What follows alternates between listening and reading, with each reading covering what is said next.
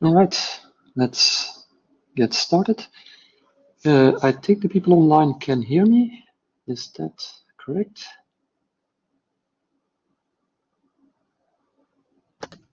Yes, I can hear you. Okay, excellent. Then I need to share my screen.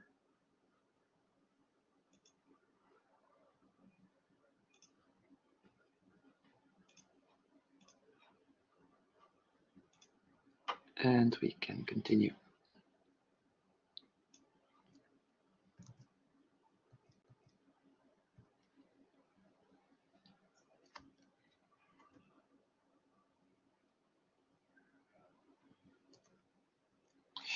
Okay, so are there any questions? Let's start with that.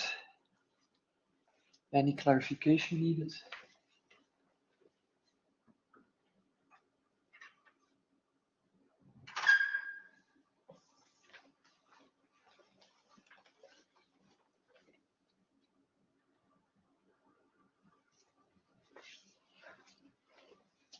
Okay, I'll assume that's not the case. So, yesterday we ended with the build process and basically separate compilation for different translation units.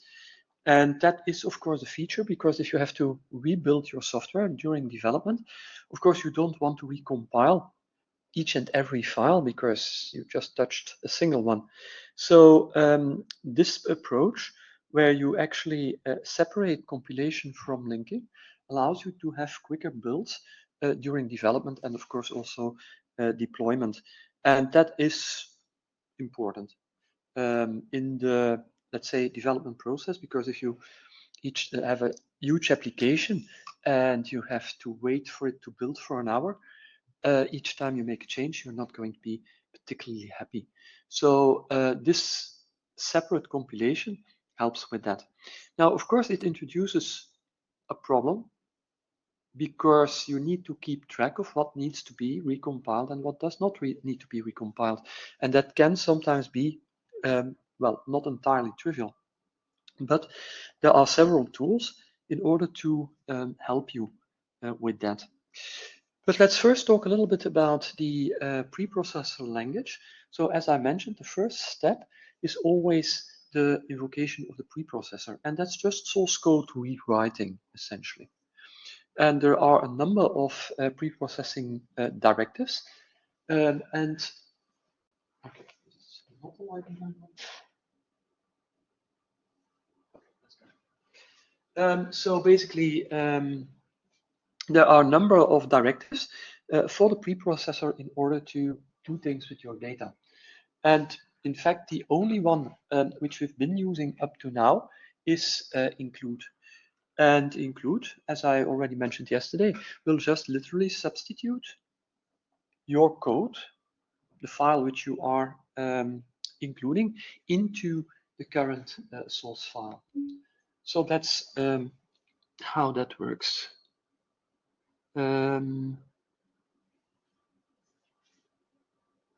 Yeah, there is a real temporary file somewhere, indeed. Usually it's somewhere in the temp directory, and it actually gets created. Although you typically don't see that happening, but yeah, it's actually created. And you can, of course, if you like, you can invoke the C preprocessor yourself. The command is just cpp, and then you actually get the output in a file or on screen, whatever you want. So basically, if you need, for whatever reason, to debug that, you can do that by invoking the preprocessor explicitly. The preprocessor in itself can also be a tool for other purposes. Given that it's sort of a macro language, it can be useful in some circumstances to generate specific text files. There are other ways to do that, but the C preprocessor would be one of them. Okay.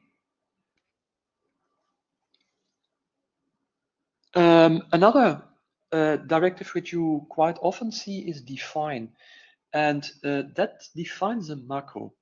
So essentially, it is again just substitution So if you just do define CNAME, so the name of the constant, then that is defined, although it doesn't have a value. So essentially, a constant in the pre-processing world can exist, cannot exist, and if it exists, it can have a value or not a value. So you've got 3 cases in total. So that may be a little bit weird, but it's actually very similar to what Bash variables do. Environment variables in Bash can also either be not defined, can be defined, or can be defined and have a value. So this is the exact same. And you can assign a value to such a variable by having defined the name followed by the value. So this, if you have a variable which has assigned a name to it, then it will literally be substituted everywhere in your source code. So again, it's not a smart thing, it's just text substitution. You can also have conditional sections in your file, and that's with if-def or if-ndef. If-def, if something is defined, if-ndef, if something is not defined. So the section is enclosed by if-def and end-if. There it ends. And of course, those are not on the same line, they're typically on multiple lines. So this would be an example, and this is actually an important example because this is a header file. And you may remember that one of the things that I mentioned is that you can define something only once. Okay? But if a header file is included multiple times, and that might be less trivial than just putting include file.h and on the next line include file.h, because remember, these header files are typically included in many places, so potentially also in other header files. So it's very easy to end up with a situation where you actually substitute the same header file multiple times, once, twice, etc., etc. That has 2 consequences. One consequence is that the compiler has more work, useless work, since all that code was already included in the result of the pre-processing of the part before. So that's one thing. And the other thing is that indeed you can get at first glance odd-looking error messages because you define something multiple times if your header file happens to contain a definition. So that's why it's good practice to have an include guard in all your header files. And an include guard simply makes sure that if the file has already been included, that's not going to happen again. And that's exactly the code which is here. So we have a conditional file in a sense, because this really is the first line of the file, the end is the last line of the file. So that means that if particle h exists and is defined, then essentially an empty file will be substituted by include. Okay, so that's the case if it's already been included. If that's not the case, then of course particle.h is not defined. So the first thing to do is to define it, and then the payload of the actual file. So essentially that means upon the first inclusion of the file, of the header file, particle_h is going to be defined.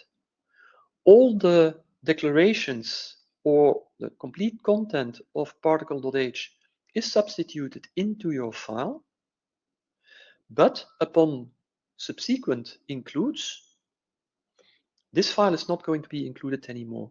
Well, it's going to be included as empty, so nothing is going to happen. So this is quite important to avoid a number of issues. There are now with C20 more intelligent ways to deal with this, which is C++ modules. Unfortunately, support for that particular C++ feature is sketchy. Many things work, some don't. And also, build tools support is very interesting. I'll come back to it later. I'll just show you. But I would say for now, perhaps still keep away from it because it's a bit too tricky. But it's something that's very interesting because it will do away with this part of what we use the C preprocessor for. And that's actually a good idea, because then you put the entire responsibility at the level of the C++ language for dealing with modular code. And of course, that means that the C++ compiler can do smarter things, as can the linker and so on. But support is not very good. Okay. So preprocessor macros in general. Here is an example. For instance, I could define number of dimensions to have the value 3.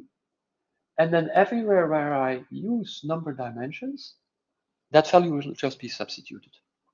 So this looks a little bit like a constant in C++. And in general, I think that's also the better idea, to actually use C++ constants in order to do these things rather than preprocessor macros. However, you see that quite a lot in code, and given the lack of modules, there are still valid reasons to do these kind of things, but not so much. Okay, other types of macros, and then I get worried. So basically, you can also define a macro that looks suspiciously like a function. So the macro can take arguments. In this particular case, I would replace x with some I here, whatever it is, by, let's say, an array indexing for that array. So vars is an array, and I is the index in it. So that means I can do something like this. I can do x1, and that would be substituted by vars. Well, I can show you here, by vars1. Okay.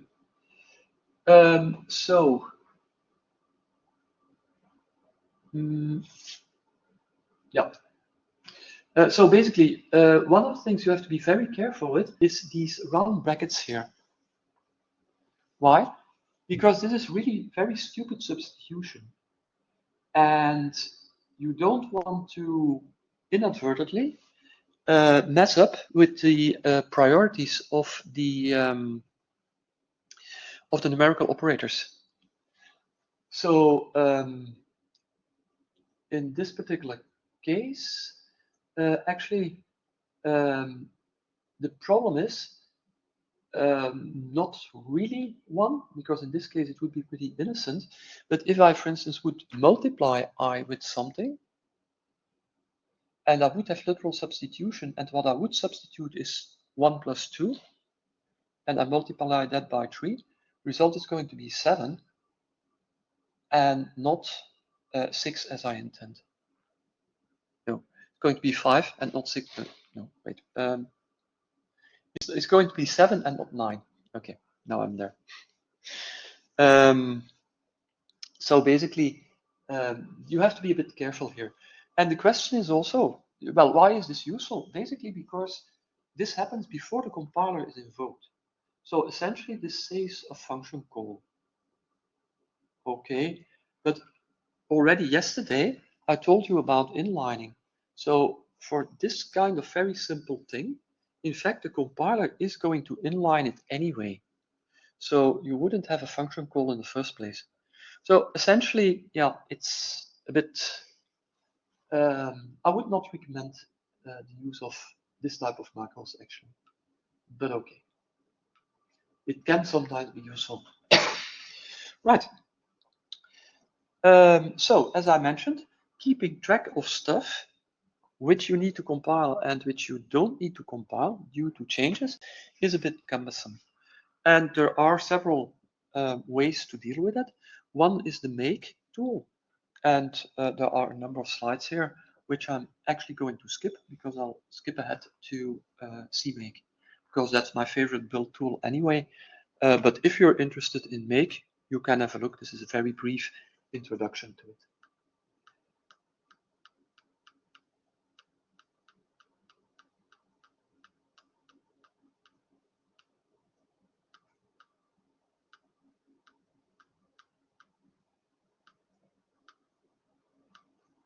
Okay, so I prefer CMake because it's more modern, and in my opinion also it's a different approach. It's declarative versus imperative. And in general, if you can do something in a declarative way, it's cleaner and it's easier to deal with. So that's why personally I also prefer CMake from a conceptual point of view, except that it is well, a bit more interesting than Make. So this is an example of a CMake file. So typically, the first thing you do is that you specify the minimum version of CMake that you want to use.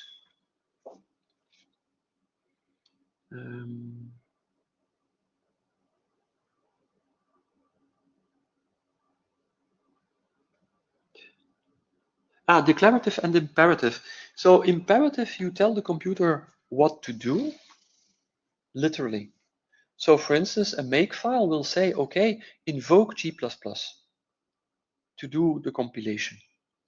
Okay. In CMake, you just say, okay, I want this compiled. Let's have a look at what is here. So what I'm saying is, I add an executable. That executable's name is particles.exe, and it requires two source files, particles.cpp and main.cpp. And now do your thing. I don't care how you do that, but when I build, I want that executable. And it is based on two CPP files. Those they are. Okay, now do your thing. If I were to do that with make, let me backtrack a little bit and show you the make file. Let's forget about the gory details, but basically this would be the compile step. So I'm saying that for each CPP file, I want an object file.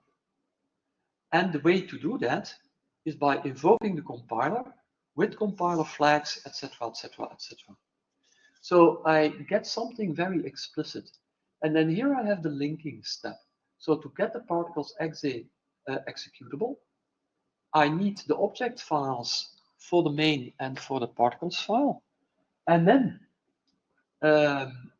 I invoke the compiler again with the linking flags. And actually, there is even something missing here, but also with the linking flags as well, and the libraries and so on. So I'm very explicitly saying what should happen. So this is imperative. I'm just telling the system what to do. Okay, in detail. So this is micromanagement. While here with CMake,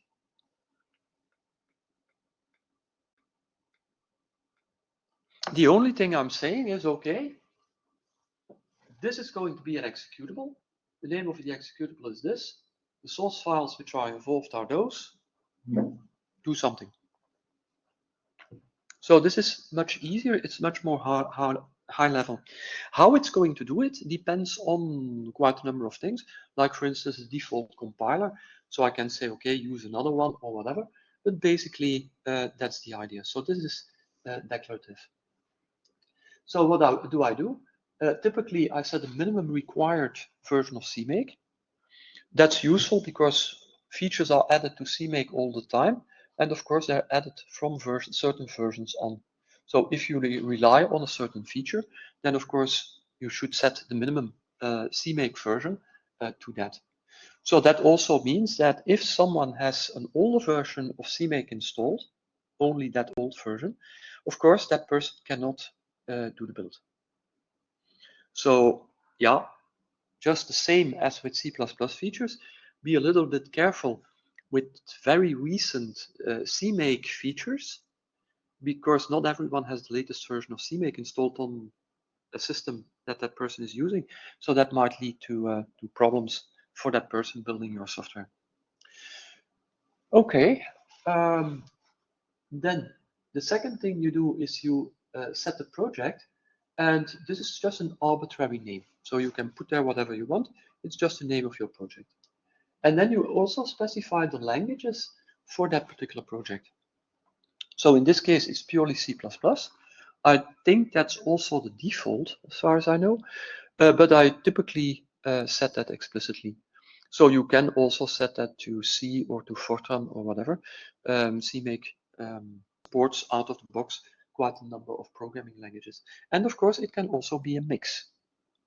So it might be that I have some Fortran code that I compile that into a shared object, into a library, and then link that to a C++ program and so on. So that is entirely possible. Then I just list multiple languages here. Okay. Then I define a number of CMake variables. So all CMake variables, these are variables that CMake uses to determine how it works. I set those to some interesting values. So for instance, here I'm saying that the C++ standard to be used is 14. I can set that to 17, I can set that to 20, to whatever my compiler is happy to support, obviously. Okay, then I also make that standard a requirement. So again, if someone has a compiler that does not support the standard you specify, that's the end of the build. Software is not going to be built. Okay, and then I also disallow C++ extensions. So some compilers are, let's say, lenient on deviations from the C++ standard on the one hand, and also define features that are not in the standard and support them. Of course, that's not what I want. I want portable code. So I certainly do not want G++ allowing certain extensions without giving either a warning or an error if they are not standard compliant. So these are the three things that I typically set in a C++ program. The add compilation options I would have to change because this is not really the best way to do it. It works, but it's better to set that at the target level. I have to edit this slide at some point. But what I'm doing here essentially is for the compiler in general, adding a number of options. So I want all warnings, and don't get deceived, all warnings are not all warnings. All warnings are many warnings, but not all of them, because you can ask for more warnings with W extra. So that gives you even more warnings. And then there is yet another level of more warnings, and that's more to do with style, and that's with -W pedantic. So this gives me approximately the largest number of warnings that I can possibly have. And that's of course good practice, because ignoring warnings from your compiler is really a bad idea. I don't consider a project finished if it does not compile without any warning, or you having a very good reason to keep it in. So that should be a very good reason. Okay, and then the last flag is -G. So that adds debugging information to my application.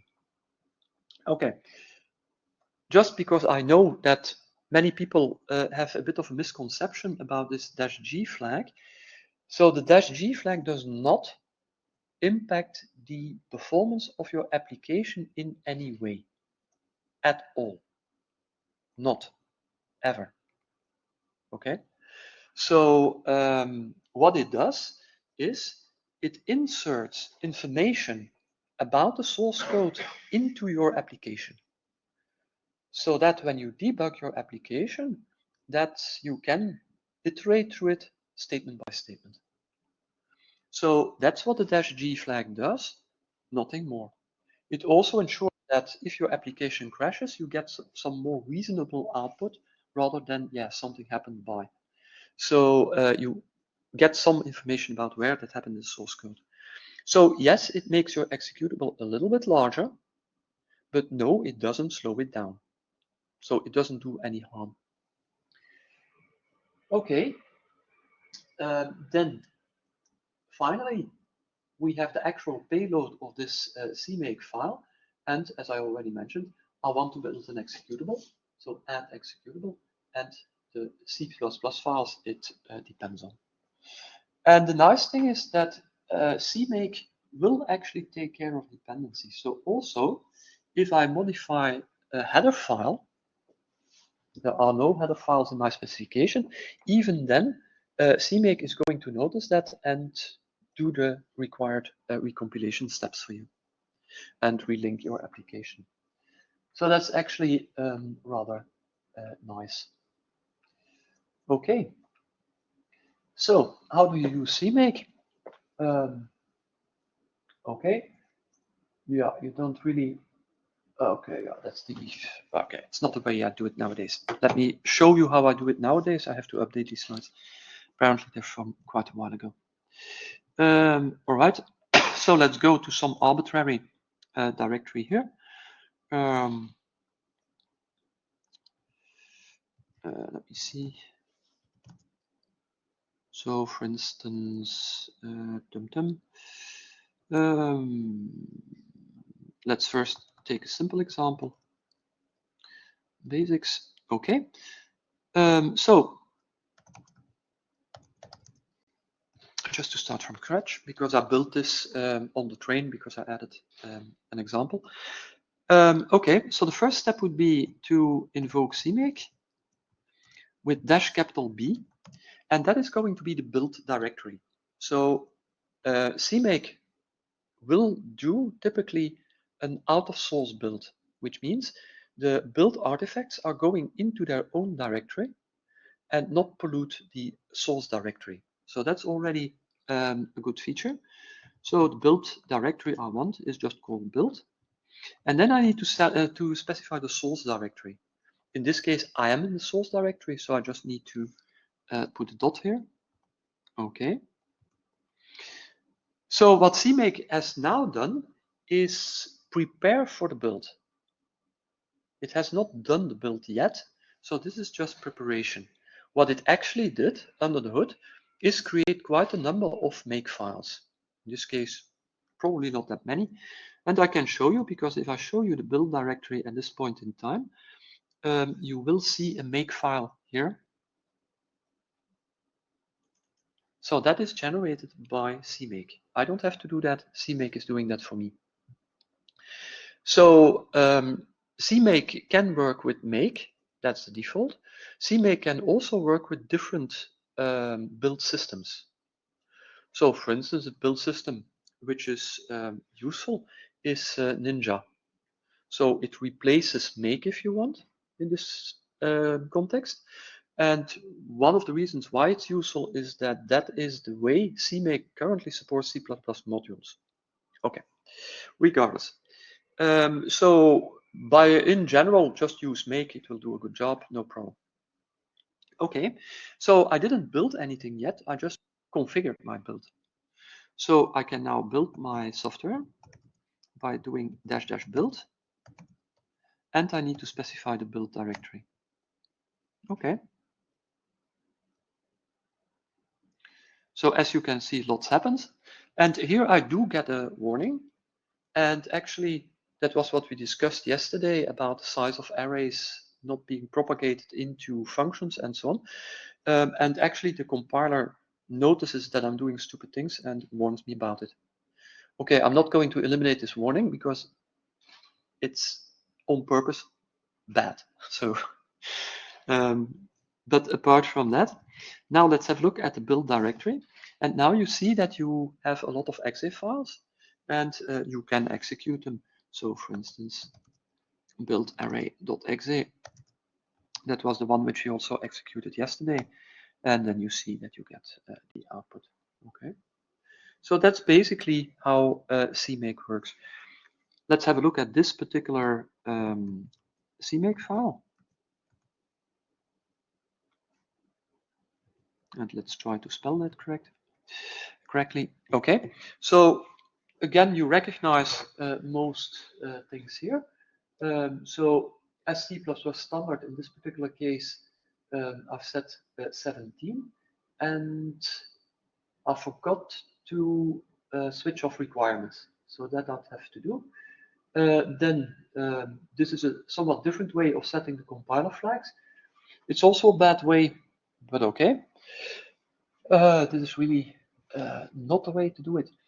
And then we have a list which we define.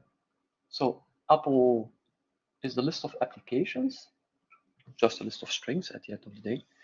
And then I have a for loop, because in fact CMake is a programming language if you want. So I have a for loop over each application in application, and I'm adding the executable .exe, and it depends on the source file with the same name. So yeah, okay. Why is this? Why am I not happy? This was actually just generated by ChatGPT.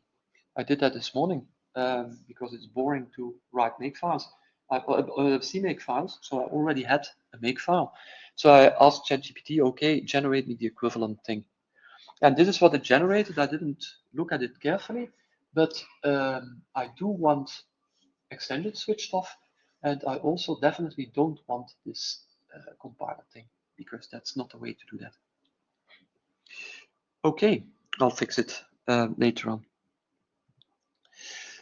All right, so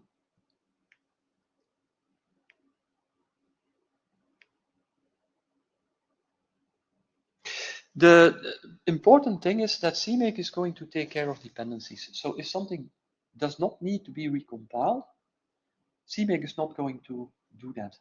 So that's the big advantage. And it does that automatically for you based on the dependencies you specify. And it can compute. Okay, so basically, if I want to clean, I can do that. And in a makefile, I would have to explicitly say how that works. But for CMake is a bit more intelligent. It will just do that, generate that for me. So I could do, in this particular case, CMake I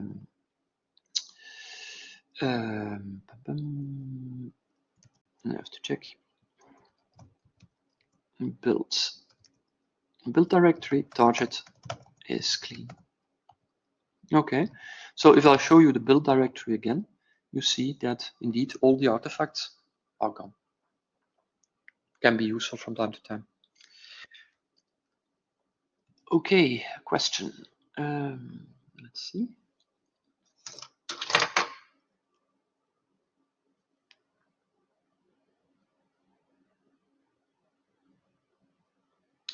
The compiler options are, of course, not independent of the language. They are specific to compilers. Some options are the same for languages for different compilers. So, for instance, the GNU family, the GCC family of compilers, all the compilers share -w all, for instance. All compilers share -w extra. But, for instance, for if you're using one API, then of course those will be different options. So if you want your CMake file to support multiple compiler families, then you should be a little bit careful. Then you would have to determine, okay, what's the compiler that is currently being used? And based on the type of compiler, set the appropriate compile options. And what you should do, and I'm not doing it here, is essentially setting compiler options per target. So not set it globally, but target per target. That gives you some extra flexibility, and it's considered the proper way to do that. So like I'm doing it now is really not okay. In the slides, it's a bit better, but basically you have to be a bit careful. So again, that's one of the problems with generative AI. It's trained on a lot of crap and a lot of old style things. So that's what you get by default. And I didn't look carefully enough this morning when I did the translation.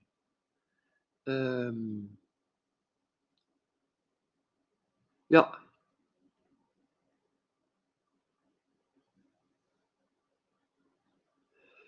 Oh, when did that change?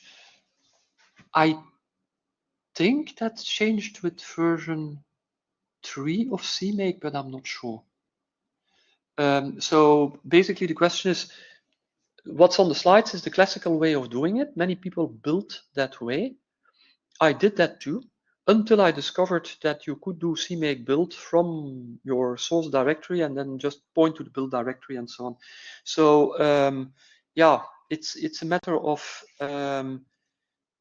having discovered that at some point and then thinking that it was much nicer and keep on doing it. But when it was introduced, I'm not entirely sure. I'm not sure. Well, I've never worked with. Yeah, I have worked with pre version 3 CMake back in the dark Middle Ages. So probably it dates from that time and then was improved upon in CMake 3. I think. I don't know. So I'm going to update the slides because yeah, that's a bit old-fashioned. Okay. So in this particular chapter, nothing was omitted, but I added make and CMake, just to give you some idea. Of course, what I have told you about CMake is very little. We will from time to time, when we look at source code, have a look at the CMake files. So you can browse through the source code and various examples of more complicated things like using libraries and so on. So I'm not going into that right now. There is also somewhere a repository with CMake use cases. So that's a repository which I just use to collect very specific solutions to problems I had at some point with CMake that I wanted to solve with CMake. And that's just small prototype things that just show a particular feature of CMake. So that's also an interesting source of information. And then, of course, in the C++ software engineering thing, there is also a lot of examples on CMake, but specific for C++. The CMake use cases is more general. There is also stuff on using it with Fortran, also using it with Python for various arcane scenarios, which I had to figure out for some purposes at some point. Okay. Another comment, I think. Yeah.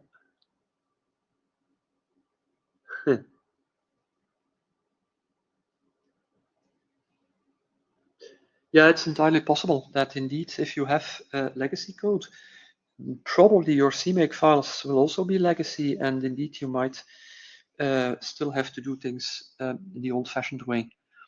Dealing with legacy code is always unpleasant. Okay. Error handling. Well, basically, error handling is, of course, quite important and typically blows up your code quite a bit. In scientific computing, it's usually relatively straightforward, but it's also usually ignored, and that might not be a good idea. So basically, if something can go wrong, it might be a good idea to check whether it went wrong or not. Because if you don't, your execution will continue and your application may not be in a state that gives you sane results. So basically, checking for problems is definitely a good idea. Now, of course, you can go pretty far in that.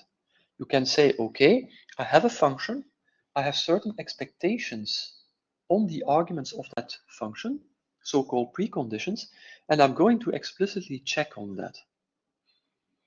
That may or may not be a good idea. If that's a function which you call in a intensive loop, then that causes overhead, and that is probably not what you want. So basically, whether you want to do that or not is open to discussion. Another thing that you might check is whether something that ought not to change indeed doesn't change. You can enforce that to some extent by simply declaring something constant. Then of course it will be invariant or it won't compile. But basically that is one way to do that. But of course there are more subtle ways, subtle invariants. For instance, consider a credit system. So compute credits like, for instance, Slurm has. So basically, you can make a reservation. Okay. Essentially, that means, of course, that some credits which were available are now no longer available, but they are reserved. Okay. So the state of your credit account changes, but there is an invariant because this reservation transaction should conserve the total amount of credits. The sum of available and reserved should still be the same. So that would be an invariant which is a bit more subtle than just something being constant. Because indeed, a modification is made, so this is a mutation, not an inspection. Okay. Then, of course, it's always a good idea to check for runtime issues. If you open a file or try to open a file, is it opened? If you allocate memory, did you actually get it? All these kinds of things are, of course, quite useful to check. If you don't, your code will continue for a while and then do strange things.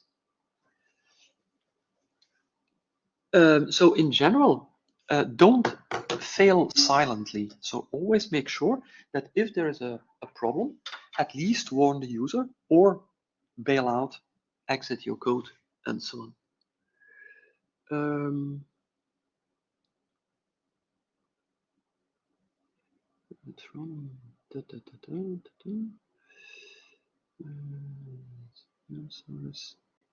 Modularity, yes, particle, CMake.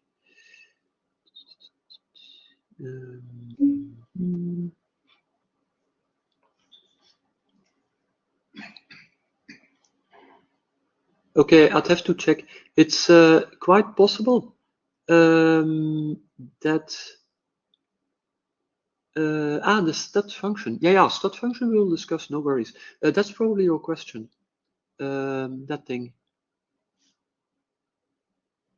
Okay, is in the namespace, no. Well, the problem is you need to include functional. And maybe that did not happen, but we can have a look later on if you want, because I will normally talk about this anyway. Yeah, it might be that there are here and there some issues. I also noticed an issue in a piece of code where actually I forgot to substitute std somewhere and it didn't compile. I only noticed it this morning. Normally everything in this repository should compile, should work. Okay, sometimes I make changes, forget that I'm doing that, continue with other things, think I've done everything, just commit stuff and forget that I actually didn't build the thing. So yes, it happens. Not often, but sometimes it does. But I'll take a note and have a look at it because obviously something is wrong. Okay, with respect to error handling, the important thing here, don't fail silently. Always make the user aware that something might be fishy. So error handling in C++ can be done with exceptions. Those of you who are familiar with Python know exceptions. So basically it works the same way in a way. Okay, so here's an example. I'm going to implement my factorial function here, and I'm going to check the argument, because the argument should be positive. If it's negative, the factorial function is not defined, so I want to throw an exception. Again, is this a good idea? Probably not, because this is going to cost you a lot of performance just due to this if statement, which is always there. And yeah, I mean, this costs execution time. But basically, what I'm doing, if n is strictly negative, I'm formulating some error message. Okay, so basically, I declare a string. The name of that string is message, and its value is fuck argument. And then I add to it the string representation of n and another text. And then I throw the exception with that message. So the message is for the user, in the sense that that is for human consumption. The exception itself, of course, is for code consumption. Okay, so the throw is going to end the function execution. So basically, we go back to the calling function. That's the idea. Okay, so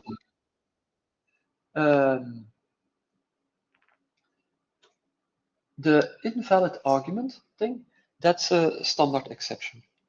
So normally there should be, and there is, include exception. See?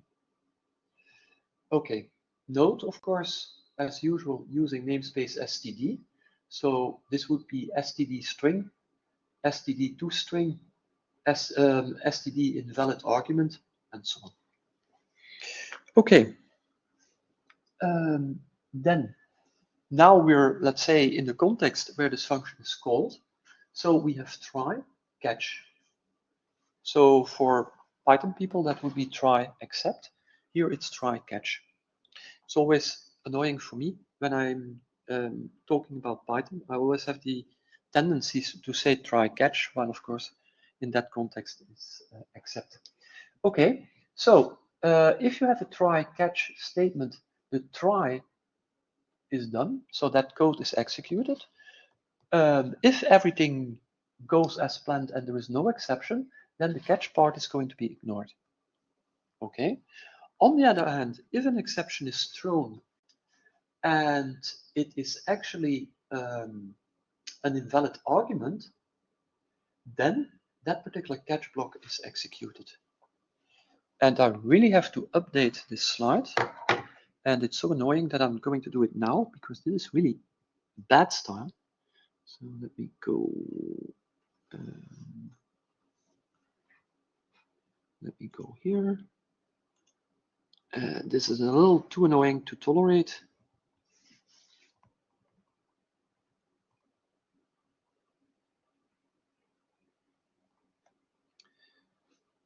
Because you should always catch by reference.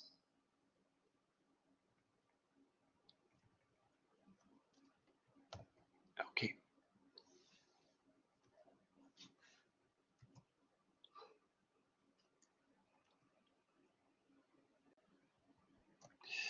All right, so catch by reference.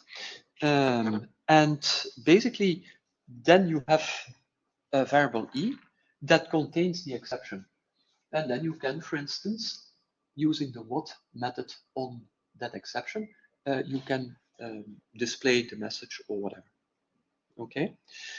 So the nature of the problem is determined by the type of the exception. The message is typically for human consumption. And of course, just like in any programming language, you can define your own exceptions. That's absolutely not a problem. Okay.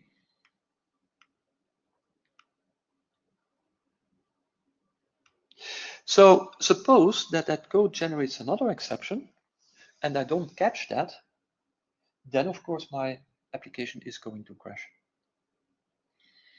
So exceptions bubble up.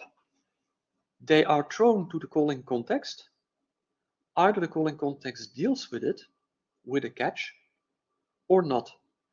If not, then the calling context of the calling context is going to get the exception.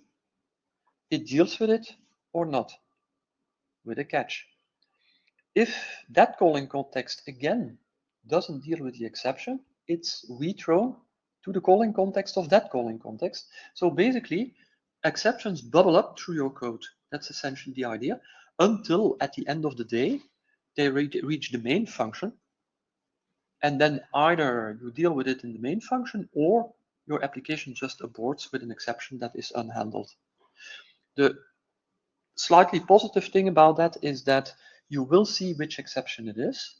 The very bad thing about this is that it's very unlikely that you can figure out what went wrong. If it's somewhere very deep in an application, you just get the exception without appropriate context, then typically it's more difficult to find where that came from.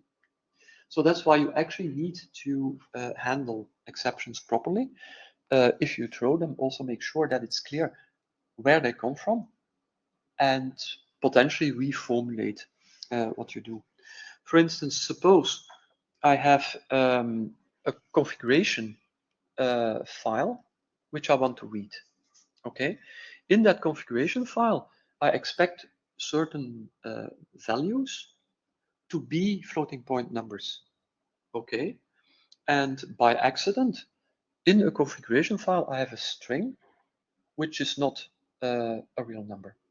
Okay, so in my code, I will somewhere get an exception because a string can't be turned into a floating point value. Okay. Now, if I just get that, I probably have no clue where it's coming from because I, as a user, don't know where that exception is generated, why is it generated, and so on. The only thing I get is that a string cannot be converted to a number. Okay. If my application were to crash in such a way, that would not be very helpful. So, as a programmer, what I should do is catch such an exception and then rethrow another exception saying, okay, the format of the configuration file is invalid. Then things get more interesting because that's something the user has something, gives some information to the user about what is actually happening. So you reformulate the reason for a problem at various levels in your application up to the point where it's useful for the end user. That's essentially reasonable error handling. So you start off with a can't convert, and you end up with a please check your configuration file. Okay. Potentially with this particular value is expected to be double precision, is expected to be a floating point value or whatever. Okay. So you can have multiple catch phrases. So you can have try, catch, catch, catch, catch, etc., etc. And of course, you can rethrow an exception, the same exception. You can say, for instance, print something to standard error, and then throw E again. You can do that. It's not okay. So basically, the idea, of course, is to try and recover from an exception, where recovering might just mean, okay, print some appropriate message to the user and say bye. That's also dealing with an exception. But again, try to do that in a meaningful way that makes it easier. Okay, as I already said, good error handling is hard because there are two perspectives here. There is the perspective of the programmer and there is the perspective of the user. And good error handling is always from the perspective of the user. So you kind of have to put yourself as a developer in the shoes of the person who's using your software and make sure that if something happens, the user gets feedback that the user can act upon in a clear way. And that is not always trivial to do. Okay, so in essence, to do that, you need to handle an exception at the right level. As I mentioned, exceptions can bubble up and can be rephrased in such a way that they get meaningful in the wider context. Okay. It can potentially blow up your code base quite a lot. In scientific computing, it's usually reasonable, but if you look at some applications, that can be really considerable. And also, one thing to keep in mind is that exceptions are somewhat expensive. So don't abuse exceptions in the sense of giving control to some part of your program in a non-local way. That you can use exceptions for that, but you really shouldn't, because it's very expensive. This will really cost you with respect to performance.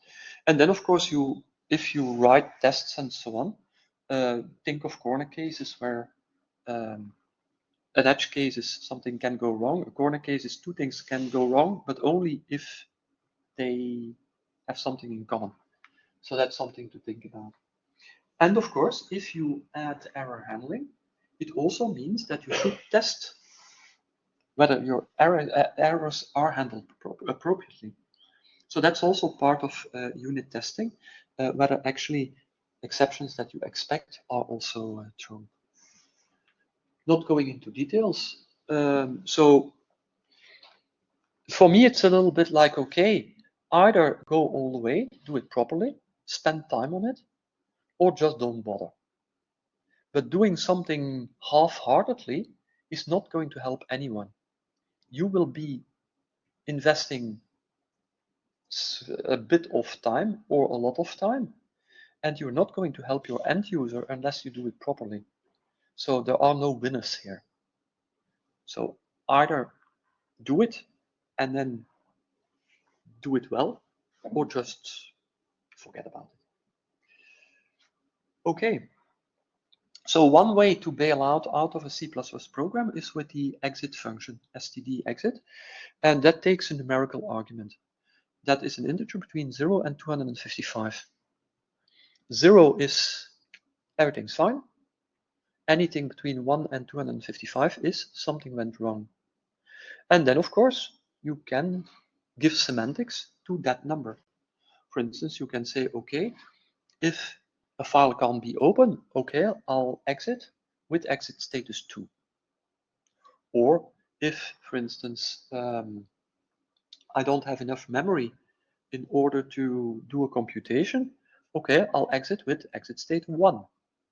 So then from the exit state and the documentation of my application, I can immediately determine what went wrong. Okay, it might be good to show this for a second, how that works. So let's see.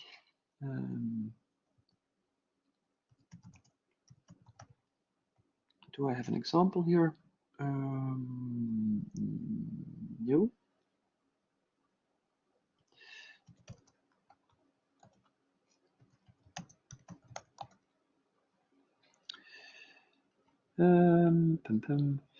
Yeah, here you see some examples of that. But what I actually want to show you is how to use this. So I'm just going to do it in a different way. Suppose I execute something, and that can be either an application or just a Linux command, it doesn't matter. Then basically, the exit status of the previous command is stored in this variable, so $?. And if that's 0, that means that the previous command, whatever it was, or your executable, if you executed it, actually ended normally. Okay, suppose that I do something like this. This file is not going to exist. Indeed, I get an error message. If I show you the exit code, you see that it's 2. So the previous command, being the ls something something, failed, and I can see that from the exit code. Okay, So that's why if you look at the C++ code in the repository, at the end of the main function, there's always return 0. That's the exit status. Okay. And that's why the signature of main has return type int. So stick to the conventions and make sure that exit codes are between 0 and 255 inclusive.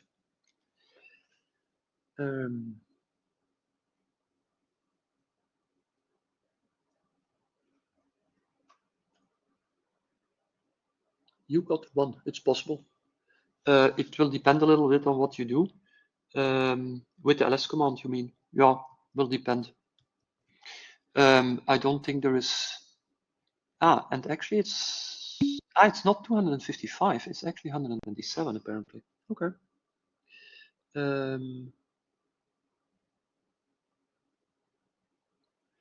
Okay.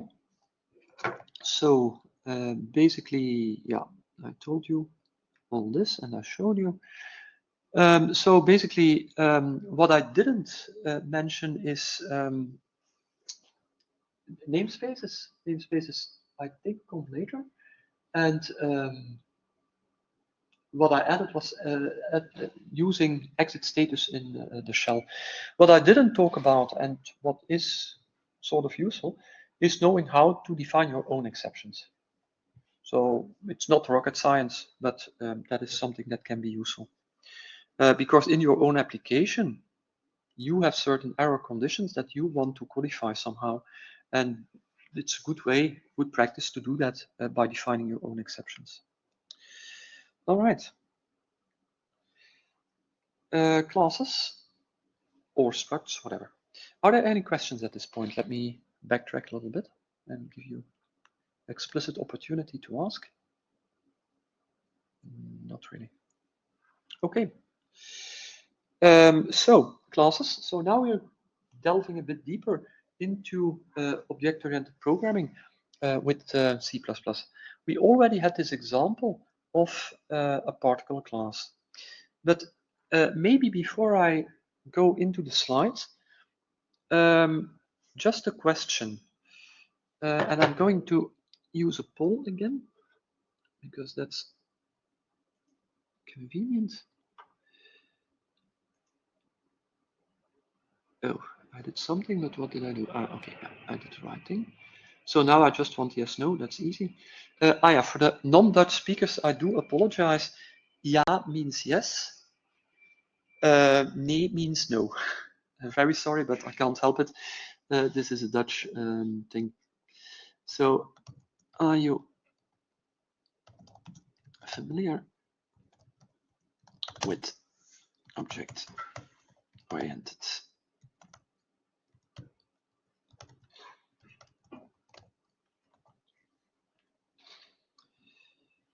Okay, let's start the poll.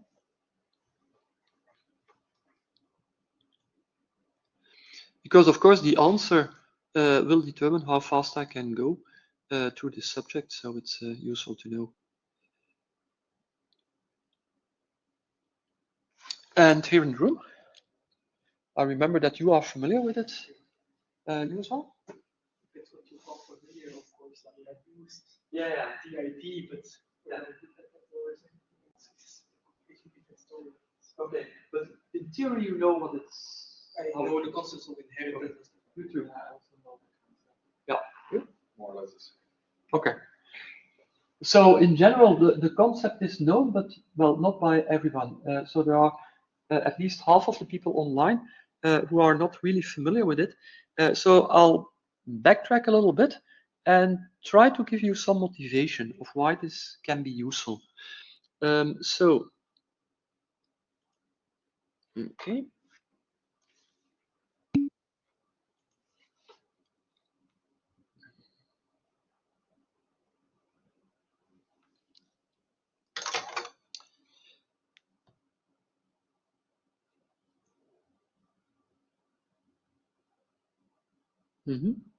Yeah, the advantage is to use it in scientific computing. Yeah, so that sounds really familiar. a very long time ago, 30 years ago, a bit longer, I actually wanted to learn C++. I wanted to learn object-oriented programming. So that was in the days before even C++ 98. So yeah, that was quite a while ago. And of course, at that time, I was a PhD student in physics. And then you read books about C++, and you get these very nice explanations about objects with cars or with books. And cars have wheels.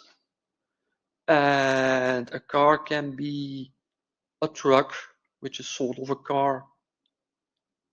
Okay, great, nice, conceptually very interesting, but how on earth would I use that in physics? So it took me quite a while to actually get that, but at some point it clicked. So let me try to, I'll give you later on the actual example, because I still have it around for historical reasons. Well, it's not the same code, of course, but I still keep it around because for me it was a good motivating example. But I'll start with a different one. And I'll just do that, do some live coding, okay? Brave last words.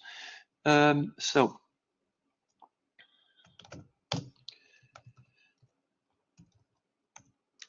let me first specify what I want.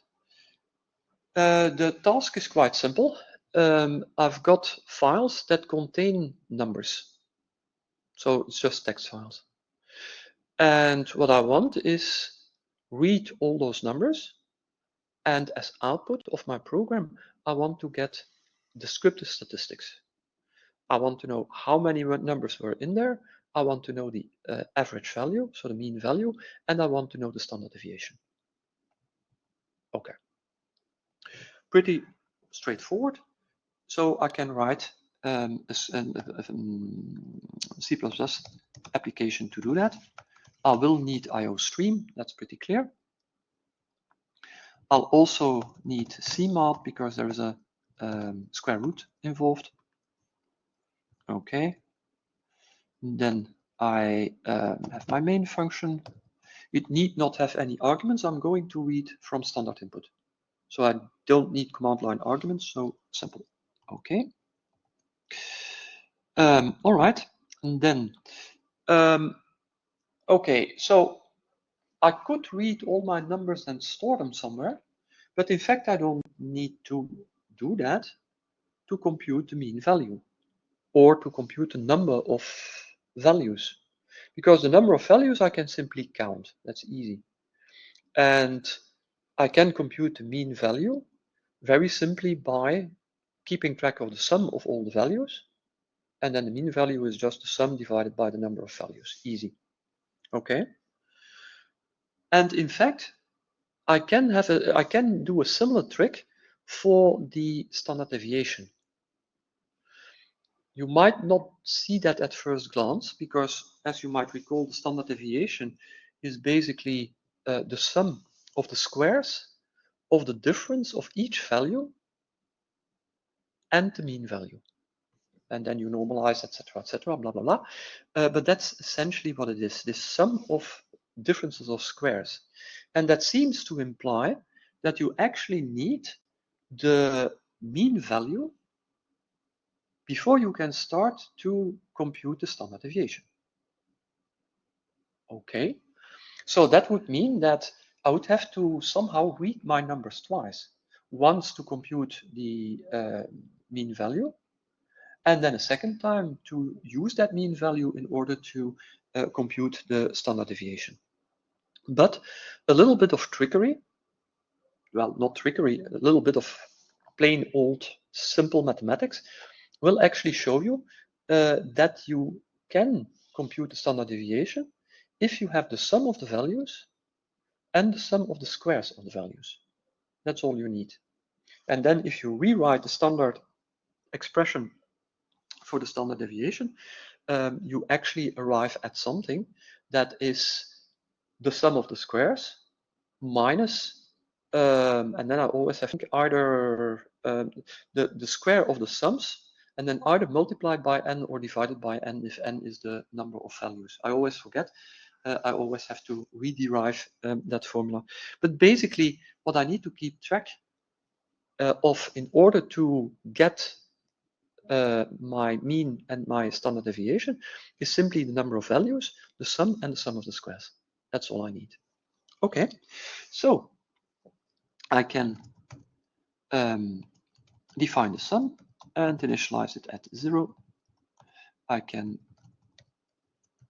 have the sum of the squares, and that is also initialized at 0. And let's, for good measure, do int n, and that's also 0. Okay. Let me, because I hate these error messages.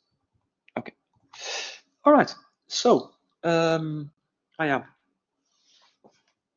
I promised to figure out which Neovim plugin I'm using. Okay, we'll do that later.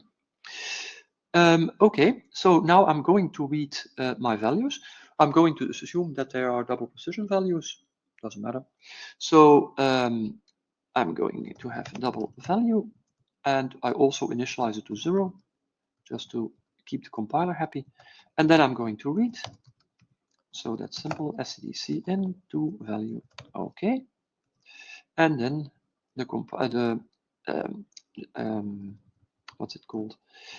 GitHub Copilot is kind enough to already generate the code which I want, which is good. And as you can see, I modified the standard thing because I really want my multiplication operator this way. Okay, so my computation is nearly done.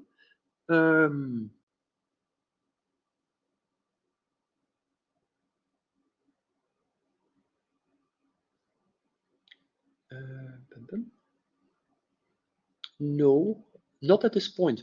We'll introduce a header later, but at this point, I don't need any. This is a rather simple program, so that will just be the C++ code, no problem. Okay. It's not learning because I want the universal initializer, which it refuses to give me. Okay, this is not an issue because I divide sum by n. N is an integer, true, but sum is double precision. So the division will be double precision, no problem. Just mentioning it because we talked about integer division yesterday, but that's not a problem. Okay, and then it gives me the variance, and yeah, okay, that looks reasonable, except that I need a square root because I don't want the variance. I actually want the standard deviation. Okay, so I want a square root here.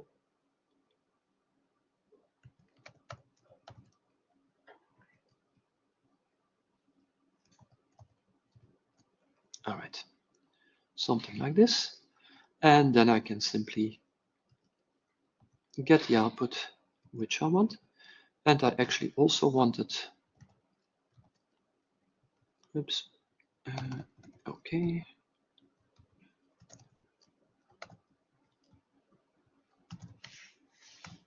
Okay. Let's create some data.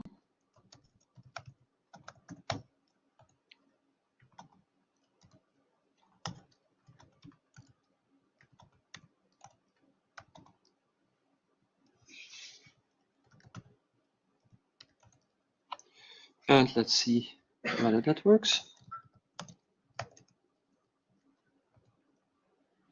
I'm not going to bother with an executable name, just out will do. And now we can read our data file. And we get 3 numbers. That looks pretty nice. We get 3.1 as the average. Sounds reasonable, I think. And we get standard deviation. Whether that's correct, I leave open for discussion. I'm not entirely sure that I got my definition right, but okay. It's not really relevant at this point. You will find similar code in the repository, which actually does this in 10 ways.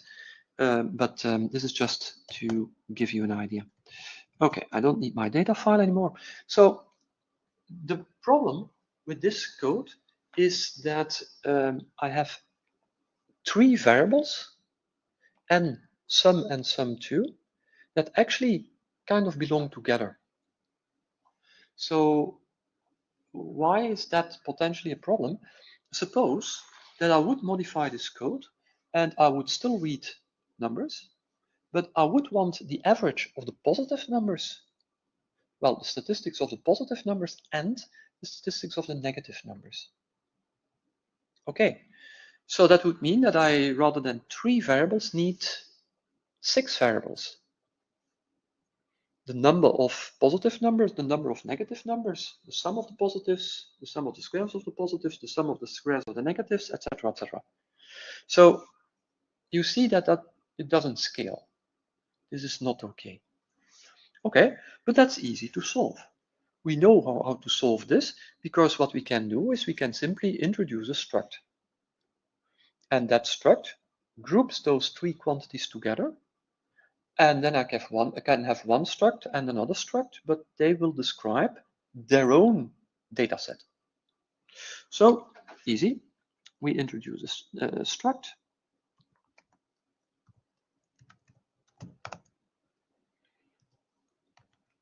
And of course, as usual, GitHub Copilot is kind enough to read my mind. So now, of course, I have to change this. We have stats. And of course, we need to initialize that. So that would be 0, etc. Okay. These guys we don't need anymore. This guy we do need. And now, of course, we need to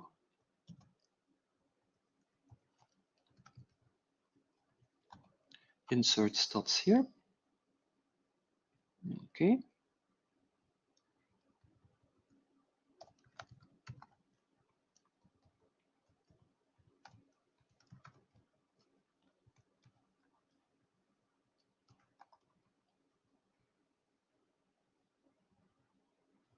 No, not here.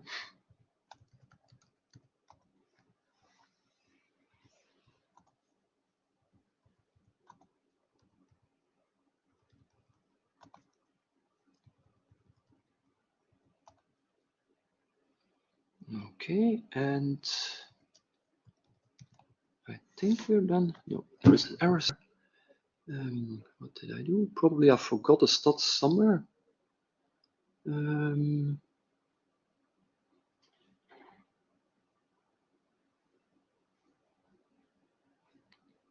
Mean. Oh, yeah. Okay. Yeah, that's not in stats. That's just a variable. Usually I just compute that from sum, and I didn't see that GitHub Copilot wanted to do it in a different way, and I need to add a stats here.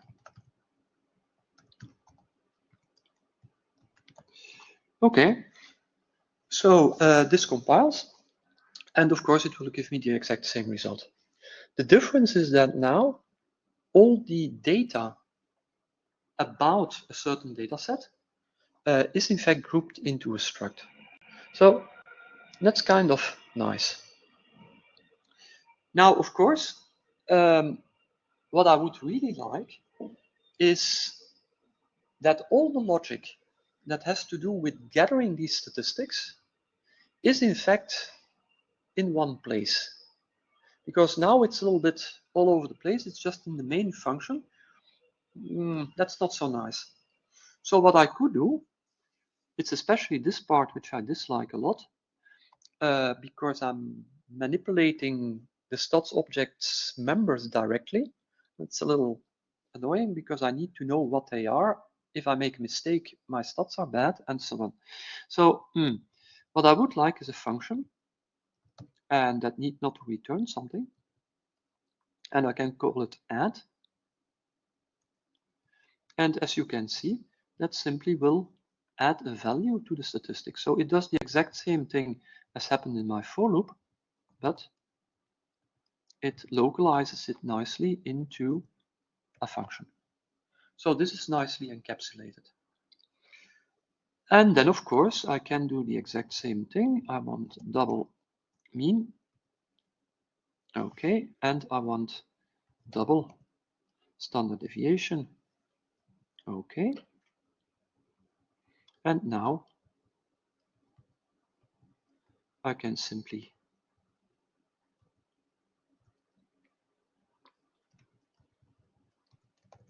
call mean stats and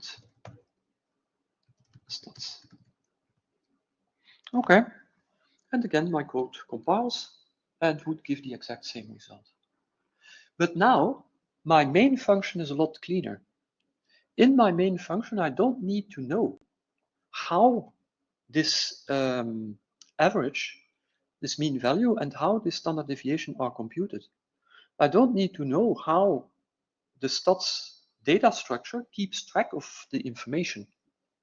Now it's all abstracted away into a data structure and 3 functions. One to add a value to the statistics, and 2 to give me some information about it.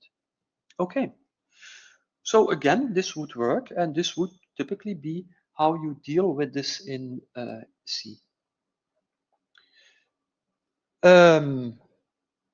You could stop here in a sense, because if you look, for instance, at a programming language like Julia, this is the way they would do that.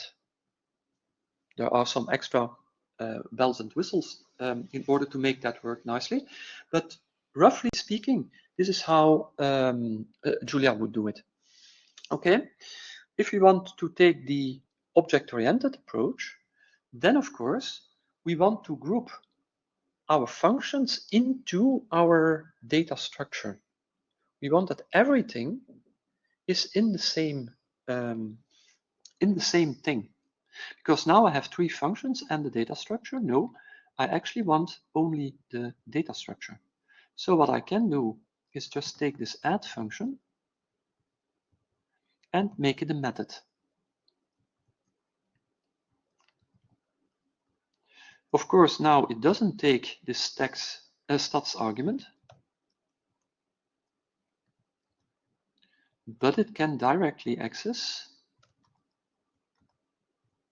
the members of the function. Okay, so now, of course, I have to be a bit careful, because here now I have to call the method and, of course, have a single argument. Okay. Again, my code works, is badly formatted, but let's fix that. Okay. So as you can see, now the code, at least part of it, and my data structure are one thing.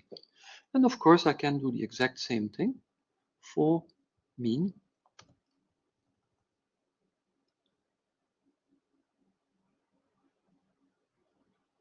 There's something fishy with the indentation here. Ah, yeah, okay, it's just due to line wrapping. So I can do the exact same thing. Here's my main function. Okay. So this one goes.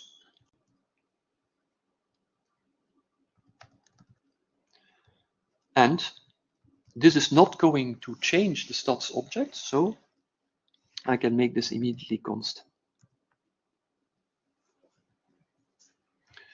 Okay, and that would of course be sum divided by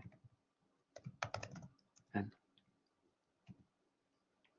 Okay, and of course the exact same thing for this guy here.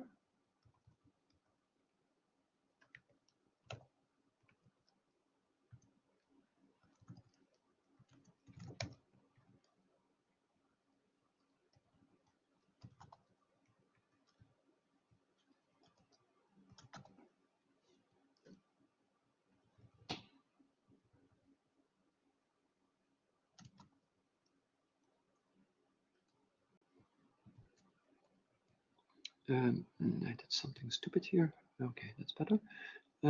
So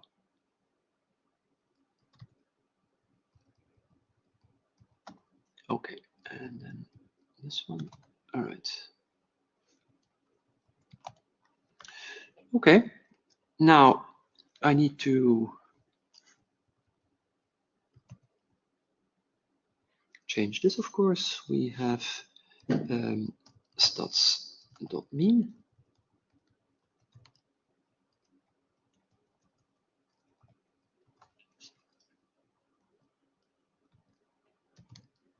Okay. And there is an error somewhere, apparently. No, apparently not. Okay. So now basically all my logic is simply in my class. Easy. So you see the code evolve. So now basically everything is nicely defined in the class definition. Everything is contained in that one place. And to make the example complete, in fact, I don't want people to be able to modify my member values. I don't want people to be able to change n or add something to the sum or something like that. So how can I do that? Well, I can simply say, okay, I really don't want you to access this, so I make this private.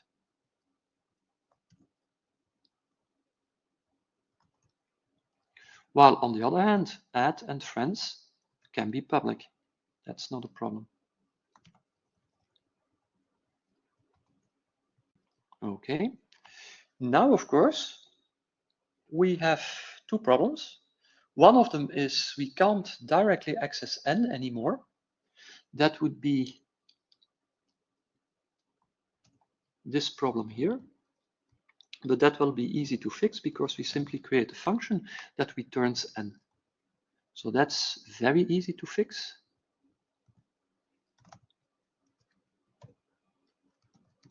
Okay, so redefinition of n. Yeah, this I of course can't do. So basically, I want this function n, and I have a variable n. So the convention is that if I have private variables, I suffix them with a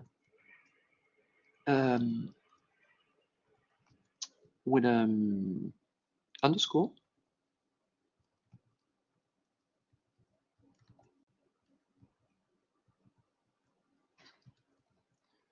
Okay.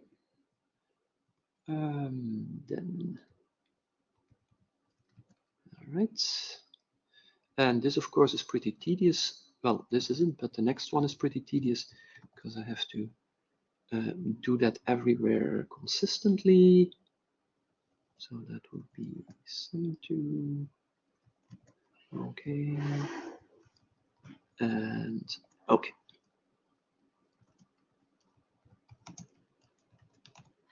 All right.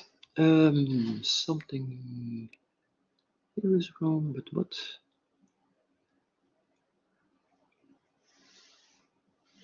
Yeah, I know I don't have a constructor, but this should go. Okay, it does go away. Okay, excellent. So now I still have one issue, and that is that I can't initialize my struct in this way anymore, because my member fields and underscore sum underscore and sum2 underscore are private. Okay, but I can add a constructor that actually does that for me. So a constructor is called when a new object is created, and it has the same name as that class. So basically, we have stats constructor, and it will initialize all the local variables, well, all the members of stats.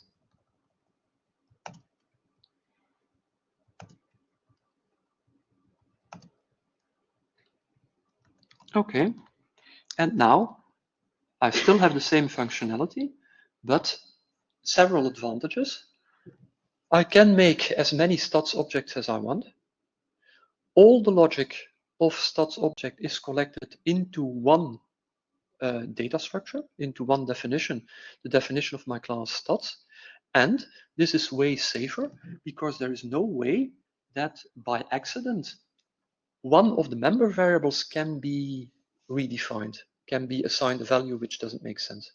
So I can't shoot myself in the foot anymore by accidentally assigning something to n, for instance. Okay.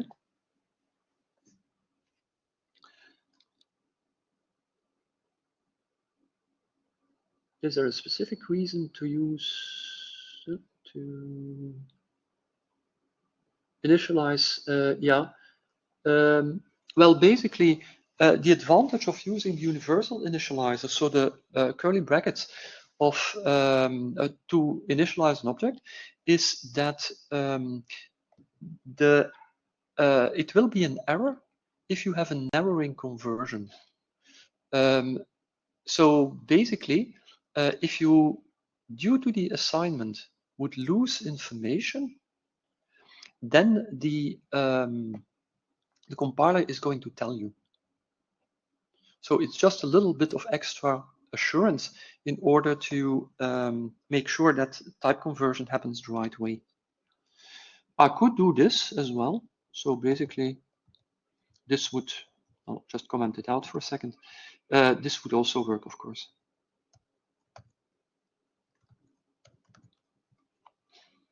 And that's what you probably used to.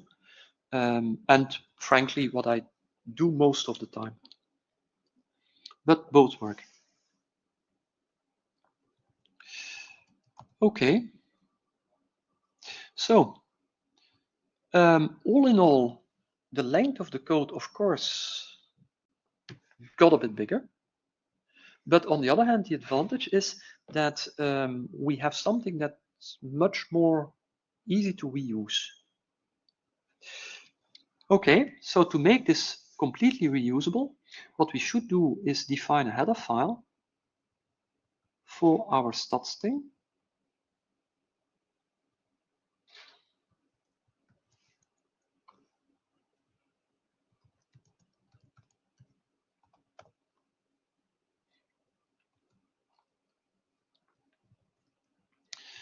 This is a header file, so we need an include guard.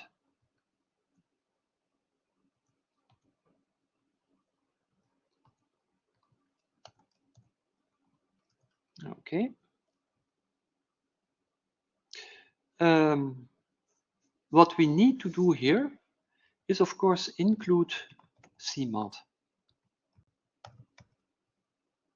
Because we're using a square root, and that's defined in CMAT. Apart from that, we don't use anything out of the standard library, so we're good. Okay. So if I go back to my other file, I now have to, of course, include stats.h, and we're good again. Yeah. Could you also put the stats script in a regular CPP file? Is the header file the header file is for declarations, and this is in fact a class declaration. So it ought to go into a header file. What you can discuss about, and I'm coming to that, but I noticed that I named my file not that smart. So I'm going to quit my editor for a second, and I'm going to rename the file stats.cpp to main stats.cpp. Okay. So works, no problem. But what you can discuss about when you look at stats.h is should this function method definition, should that go into the header file or not? So for these guys here, it's not an issue because they're very small functions. They just return something, so basically they can go here. That's not a problem, but this is a bit, potentially a little bit different. Also not that much happens, so. But okay, Just for the sake of generality, what I can do is take out this function definition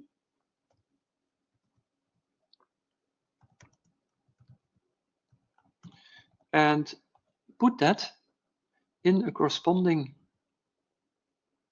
CPP file. Oh, what am I doing? Okay, so of course what I need to do is to include stats.h.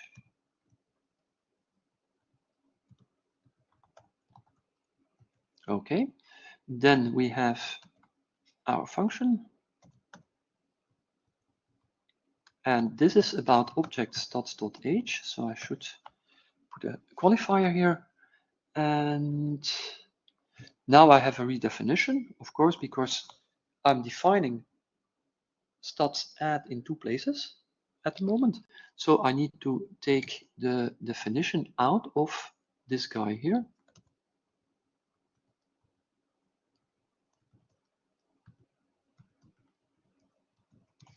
Okay, and now everything should be fine again. Let's have a look at the main stats. Okay, so let's try and compile this.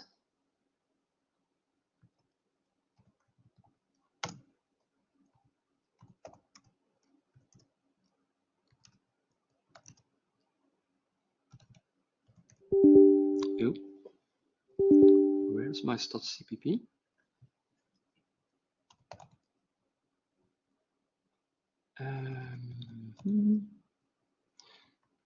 Did I forget to save that? Yes, I forgot to save.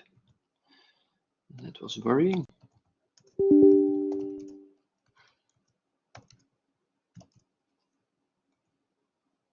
Okay, so that works. And with some luck, we get the exact same results as before. Okay. So this would be the step-by-step way to go from, let's say, a very old school implementation to something that looks like you would do that in C or in Julia, programming languages like that, up to the point where you do that in C++ with full-fledged classes, which you would also typically do in C++, which you can do in Fortran if you want. Okay, so I hope this gives you a little bit of motivation of where we go with where we want to go to with object-oriented programming. Let me also show you the example which made my penny drop at the time. The question is, where is it? Probably in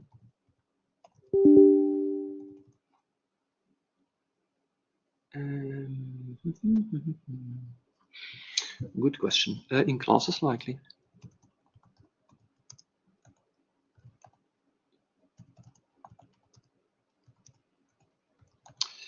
And then we have, oh, that seems weird because there's a file late binding here and the directory late binding, but okay, never mind. That will be the one, the quadrature thing. Okay, so basically, a quadrature method is just a numerical integration method. Okay, no problem. And of course, there are many algorithms to do quadratures. You have very simple ones like Simpson. You have more complicated ones like the Gauss method, and so on and so on. So what I would like is basically a way to be able to have multiple integration methods, but without necessarily having to define a lot of functions. Okay, let me show you the code and explain later because that's actually in the slides, and then we have a break. So basically, this is what my main code looks like.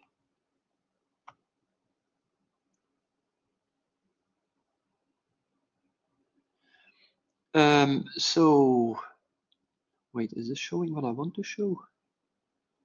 Oh, there. Even unique pointers and such. Okay.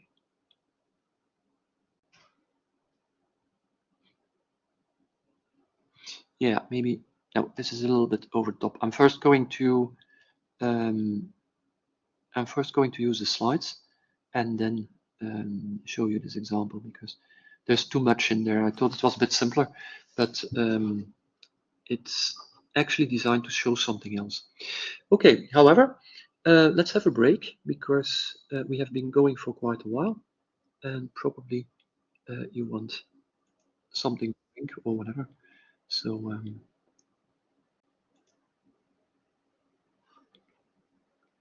let's take 10 minutes.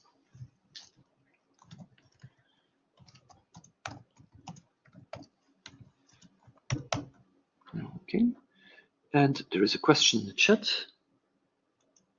Let me have a look.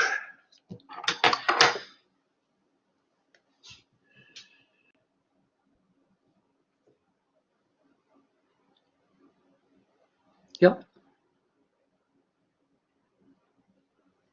Yes, absolutely, 100% correct.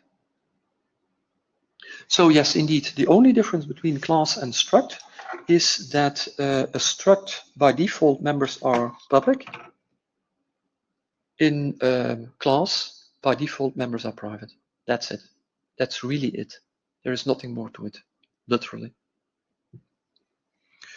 Okay, so let's have a break and resume in 10 minutes something.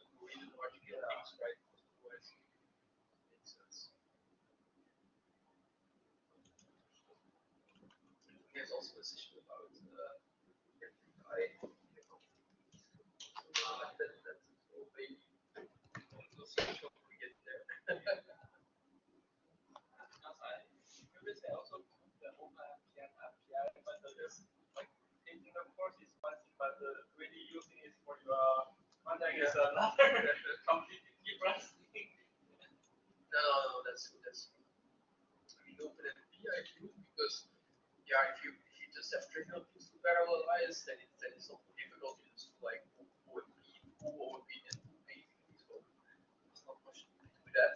The I honestly don't know. I have never used it, but from what I saw, it's more involved. I don't know. So but yeah, my application, the I is that necessary for that large scale.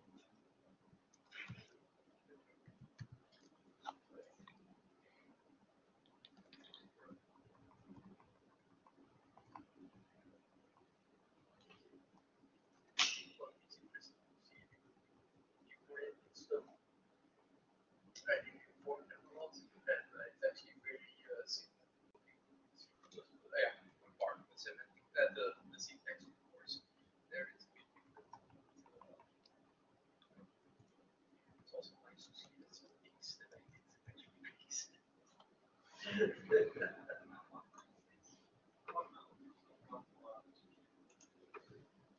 was still wrong. Actually, I was. I see why not closed. And if you give it a word, I don't know what's like this or but I guess at least C or something like that. It's supported because otherwise I don't know. So then Which I other right? I mean one of the C or Workbench is supported. I guess Workbench would also do it, right? C that is GCC. It would be weird that G Porter wouldn't have some things. That, yeah. But what would you compute on the GPU?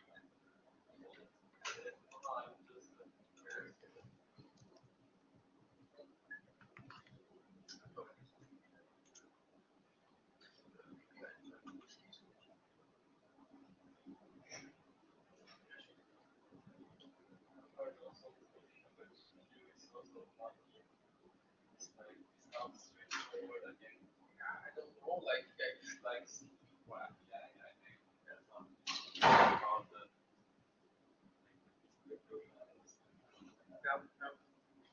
I guess the basics will probably be easy, right? Like with FPI as well, you just say, okay, this I ditch on this node, this part I ditch on whatever, but properly and performance, that's of course not a question. So I guess you can get already quite far with just doing the stupid stuff. I guess with GPU we could say, right? Like I would also just say like, okay, this array parts GPU and this simple execution of the GPU we don't. I guess you're restricted in the things that you can do on the GPU because of the architecture, but simple multiplication and division of arrays and stuff like that, I guess should be possible. But that's quite elementary for these kind of things. So we do that with flexible. Yeah.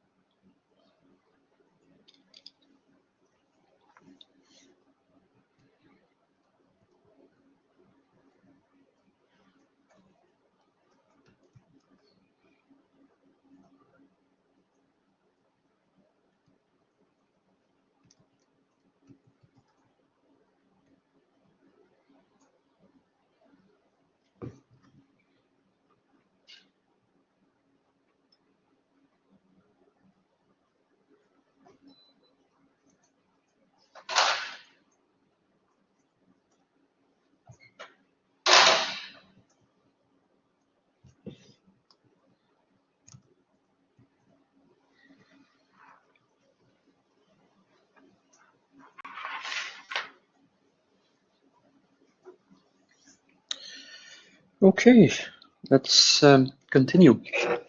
And as I mentioned, dive a bit deeper into object-oriented programming. Okay, so we had our original class, and we're sticking with the running example of the particle class. However, I've renamed it, as you can see. I've now called this static particle. And of course, you see where this is going. I want another type of particles that actually have velocity. Okay, however, this is the original class definition, more or less, and basically this is what I want to build on.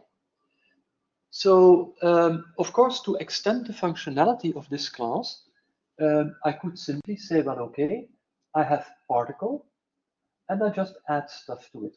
So I would add velocity, and I would add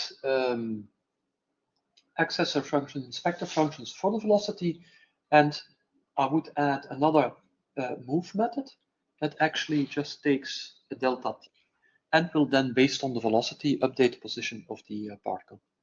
And I think I dumbed it down from 3 dimensions to 2 dimensions, but okay, that's not the relevant part, of course. In my constructor, I'd also have to initialize the velocities, which is happening here. And these are the arguments to the constructor, which were added. Oh, I'm not showing. Yeah, indeed. Sorry, you still see the whiteboard. And I forgot to switch back to sharing my screen.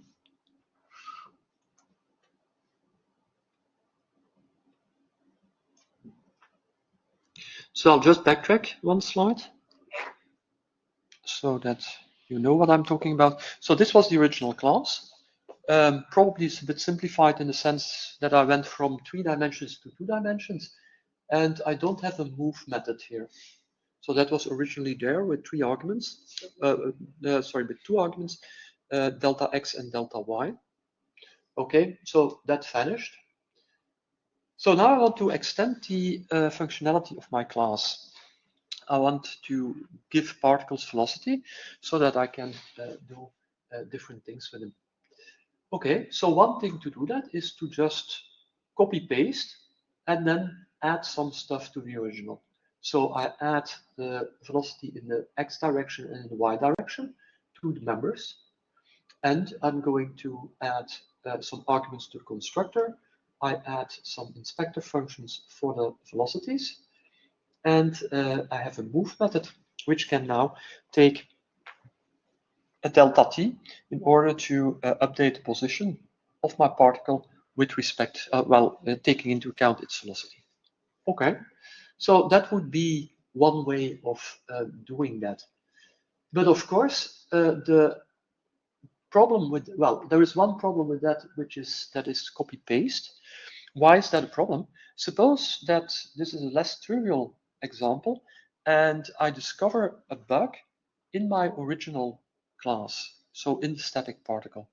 Okay, no problem, I'd fix it. Problem solved. Well, no, problem not solved, because I'd have to remember that I'd also have to fix that in my new particle class, because that was copy-pasted, so the bug which was originally in there is also in my new class. So that's very bad practice. Don't do that, it's not going to work. And there is, of course, another thing, that is that I can't just replace my old class by my new class, because, for instance, the constructor now expects 2 extra arguments. So in my old code, which used the original static particle thing, there are no values for the velocity because the velocity didn't make any sense. So I cannot just backward substitute whatever I did in. So that would also mean that if I add something to my new particle class that would also be useful in the static particle class, I'd again have to copy paste it. So bad situation, not nice. Okay, so what would be a better approach, potential approach, is to say, well, okay, in fact, my new particle is a specialization or an extension, depending on how you want to view it, of my original class. Okay, and this can actually be modeled, that can actually be implemented using the object-oriented concept of inheritance. So this can be expressed in many ways. We can talk about parent and child, we can talk about base class and derived class. So it depends a little bit on which book you read and also which programming language you're talking about, but actually, conceptually, the terminology is interchangeable. So basically, given that it's inheritance, we might stick to the parent-child thing. So I could take my original static particle and derive a new class from it. That would be child class. And that child class can do everything that the parent can do. So it has a position, it has mass, it has the distance method, etc., etc. All of that it inherits from its parent, and it can also use this. And if you create such a new particle, you can compute the distance between such particles. Okay, but it can also modify the parent's behavior. So it can take a method that's defined by the parent and implement it differently. That's also possible. That would be overriding the parent's method. And it can also do more. For instance, in this particular case, the child class has members that store the velocity of a particle. And it has that new method, move, which the previous version didn't have. So it has more functionality potentially than its parent. So the rule is that I should always be able to substitute a child for a parent, because the child should always be able to do what the parent does, but not vice versa. The child is more specialized or can do more. Okay. So as I mentioned, in some literature you find parent class, child class, ancestor class, descendant class, things like that. Usually in C++, it's more like, okay, we have a base class that's similar to that's the parent, and we have a derived class, that's the child. So I'm not sure what currently is in my brain, on the top of my brain, but yeah, if I switch terminology, you know what it means. I'll try to be consistent, but I'll try. Okay, so how do we do that in practice? Because that's nice that we can do it, but how do we do that? Well, we have our particle class, and it gets everything from static particle. Okay, so it only needs to define those member attributes that are new. It will automatically inherit x underscore y underscore mass underscore etc. from its parent. So I only specify the new stuff here. Here we have a case where the, in a way, not quite true, but in a way you can view it as that the child overrides the parent by the constructor. There are two different constructors, so in this case, it's not particularly a good example, but anyway. So what does it do, the constructor? Well, it calls the constructor of the parent with the relevant arguments, and then it initializes the new elements. This happens here. So the main work is done by the constructor of the parent, and the child constructor, so the particle constructor, calls that parent constructor and then does anything it needs to do in order to actually initialize a child. Okay. All right. And then we also need the new methods. So basically the inspectors for the velocity in the x and the y direction and our move method. So essentially everything which was in red in the previous slide is now on this slide. That's more or less what is happening here. So now I've got two classes. I've got the original static particle and I've got particle. Okay. So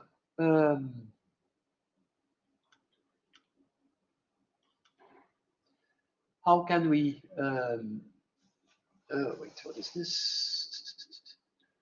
Particle CPP. Okay, so essentially this would be the move method.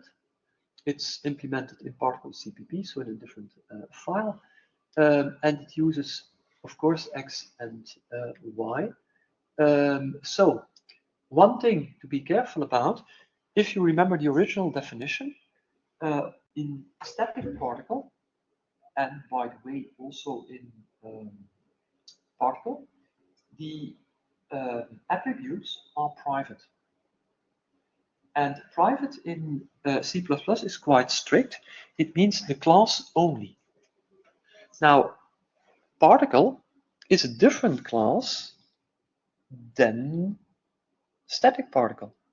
So in static particle, I can access the private attributes, X underscore, Y underscore, etc. But in particle, I can't access those because they were private. So what I need to do is I need to make the attributes of static particle protected. So protected means it can be used in the class itself, and it can be used in all the descendants, so in the child classes. Okay, so that's an important change I need to make, because otherwise if I don't, then the compiler is going to say, okay, sorry, you can't access X underscore Y underscore. That are private members, private attributes. You can modify those, or you cannot even access those, let alone modifying them. Okay. So access control is at the level of, on the one hand, attributes for read and modify and so on, methods, whether you can call them or not, and levels, private, only class, protected, only the class and the descendants, and public, everyone else can.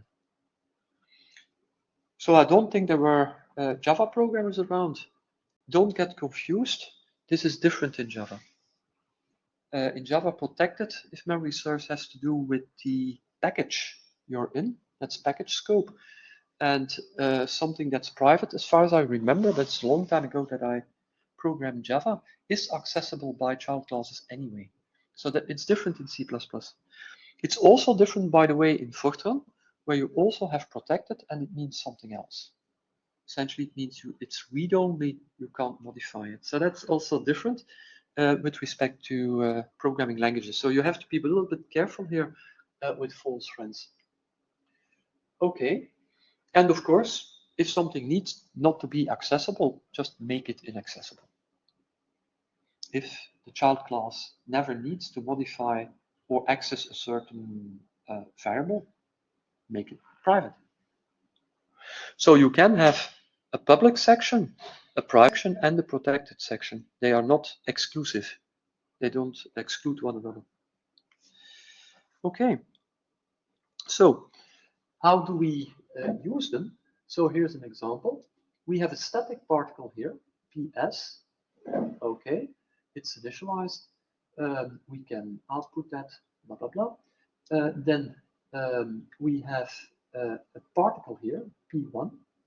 So we can do the same things with NP2 is also just a particle.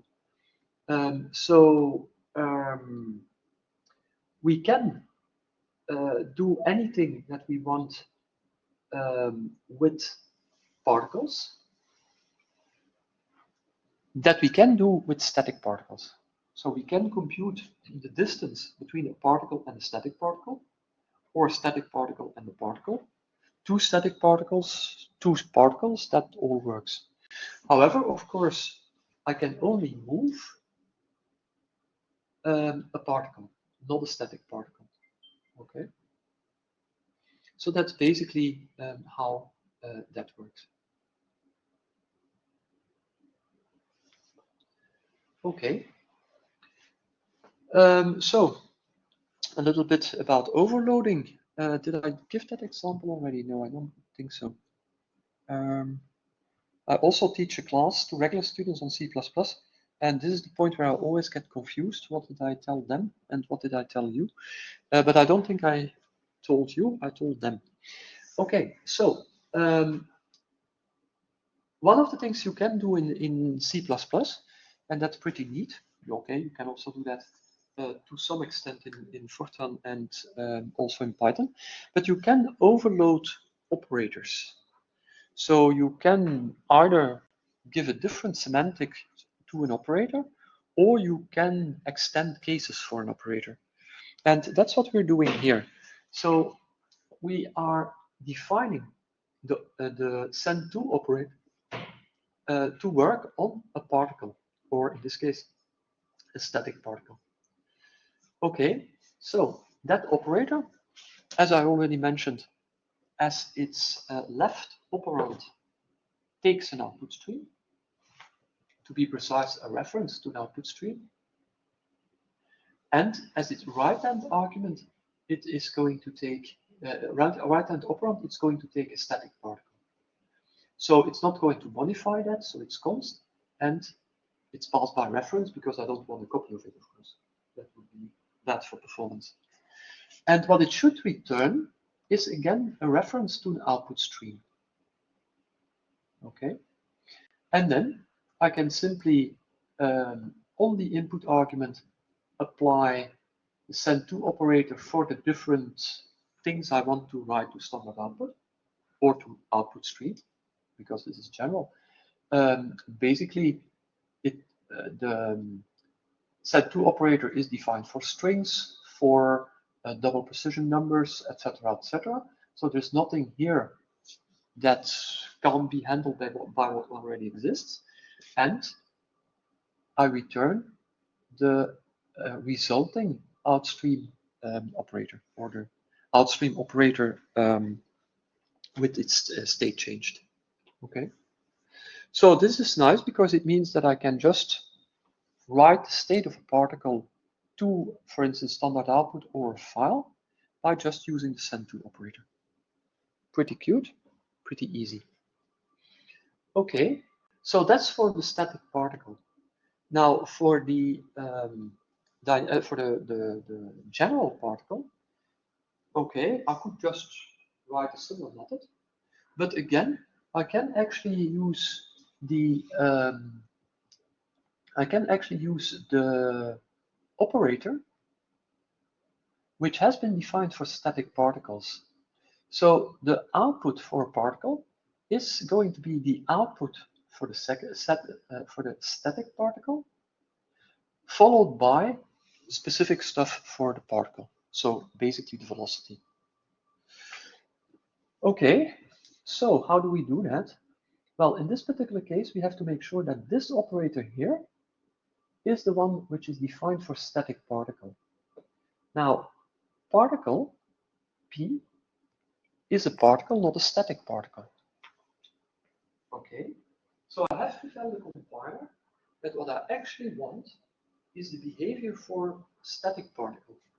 So I can do that by doing a static cast from particle to static particle. So I'm telling the compiler, consider this to be a static particle. Okay. If this is a static particle from the point of view of the compiler, then this operator here, the first send-to operator, will be the implementation defined for static particle. So a cast is essentially a change of type. I modify the type. Well, I don't modify the type. Yeah, okay. I modify the type of a given variable. And in this case, it's not a permanent change, by the way. This is just as the argument for the operator. So I can statically cast here, no problem, because particle is a static particle.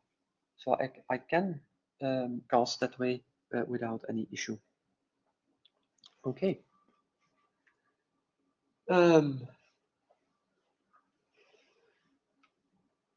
So, yeah, question?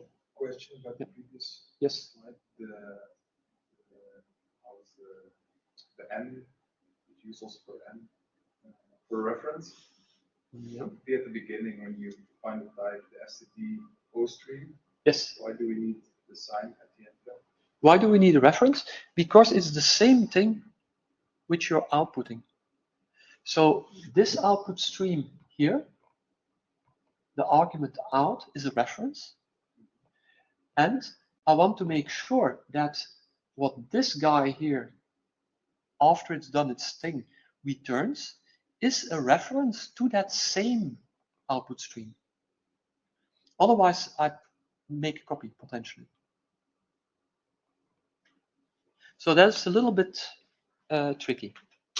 But the reason for it is indeed that I have to make sure that we're always using the same output stream, because I'm going to concatenate, well, to apply this send-to operator many times, and they should always be applied to the same output stream. That's why there is a reference in the return type here.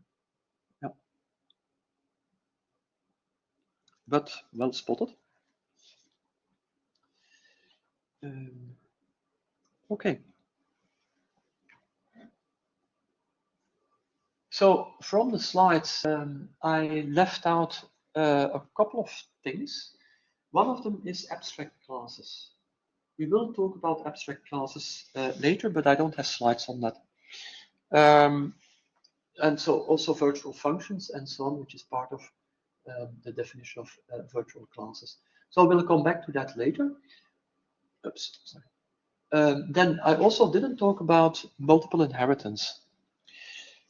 There are programming languages that require, that enforce that the inheritance relationship is in fact a tree. Okay, one such language is Java, and okay, that has advantages. It also has disadvantages. But programming languages such as Python and C++ allow multiple inheritance. So I can in fact have a child class that inherits from multiple classes, multiple parent classes. The reason why the designers of Java decided not to support that is that it leads to potential complications. Because at that point, method resolution order gets quite important, in the sense that if I have parent A and B, and both define a method draw, for instance, which one is it going to be? Which one is going to be called first if the child itself doesn't define one? So basically, this is something that you really need to be aware of if you use multiple inheritance, that you have potentially that kind of issues, and it may be not trivial to resolve that. You may have to fill in order to get the right parent method that you actually intend, by typecasting and so on and so on. So there are reasons not to support multiple inheritance. And in general, I don't think that multiple inheritance, if used unwisely, is a good idea. Personally, I see one important use case, and that's what's called a mix-in. Basically, the idea is you have a normal inheritance hierarchy, being a tree, but you want certain classes to have, let's say, families of properties. For instance, classical example, what I could do is say, well, okay, I've got a class color, And that class doesn't need to do much. It needs to encode somehow a color. So it could do that in RGB values or whatever. And maybe it has some methods to do with colors. Okay. I also have a class pixel. Okay. Pixel should be colored. All right. But I also, for whatever very stupid reason, have a class paint. But paint should also be colored. Okay. If I simply use inheritance, there is something weird going on, because pixel isn't a color. Paint isn't a color. They have a color, they aren't colors. So that doesn't fit well. And so basically, how can I still have that? Well, if I have multiple inheritance, it doesn't matter that much, because then color itself is just a property. And that property can then, via multiple inheritance, being added to different classes without them in their main tree, in their main share a relationship. Is that more or less? No, that is not very clear, I think. But that's the problem. Do I have an example of a mixin? Probably I have. Let me have a look. Where is it?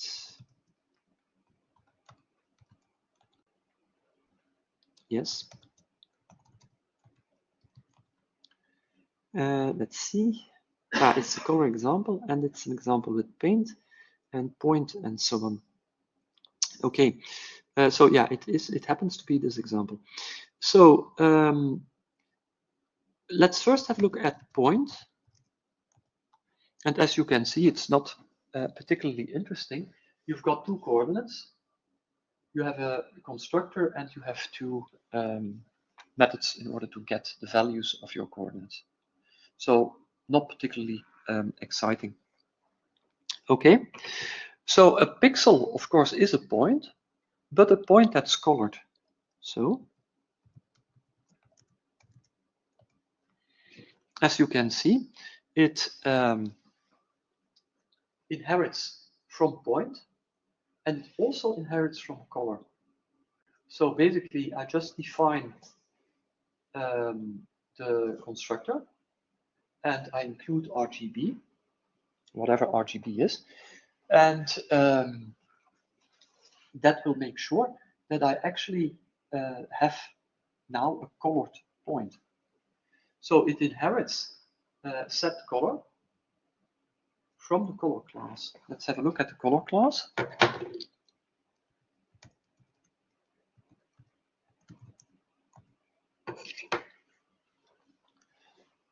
So basically, node protected for the RGB type here. Okay, and basically, I've got a constructor here. Do I have a constructor? No, sorry. I don't even have a constructor here. I'm just creating RGB as a tuple with color function. And then I have the set color function, which essentially will set these guys here.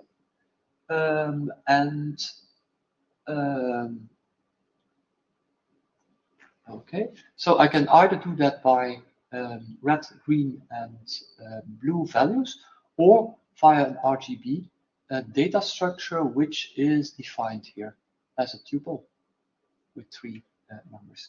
Okay, whatever, doesn't matter. We didn't talk about tuples yet, so we'll do that later. But as you can see, my pixel now inherits properties from color, but also from point.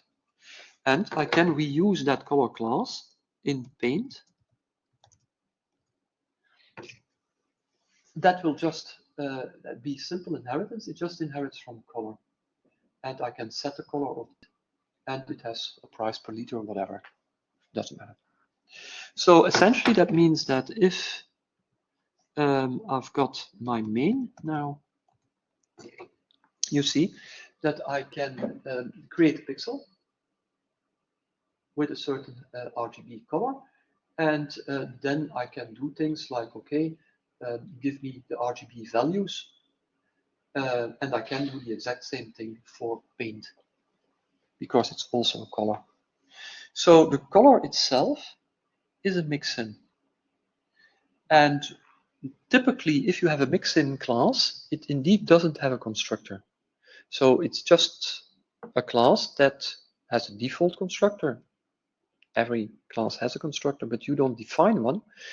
And it just defines properties of objects of classes that inherit from it.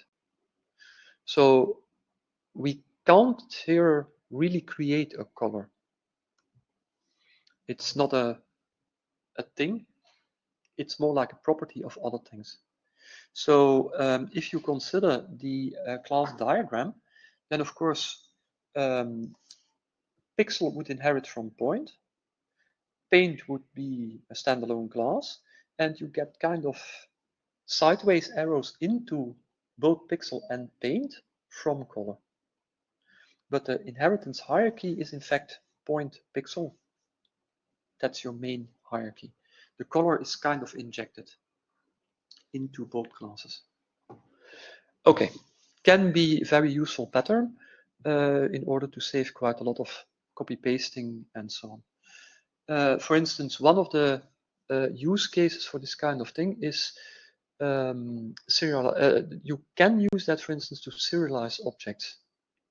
If you have objects of different classes, or if you have different classes and you need to serialize them, then you might write a serialization mixin, which can serialize each of your, or has at least part of the functionality to serialize your objects. Okay.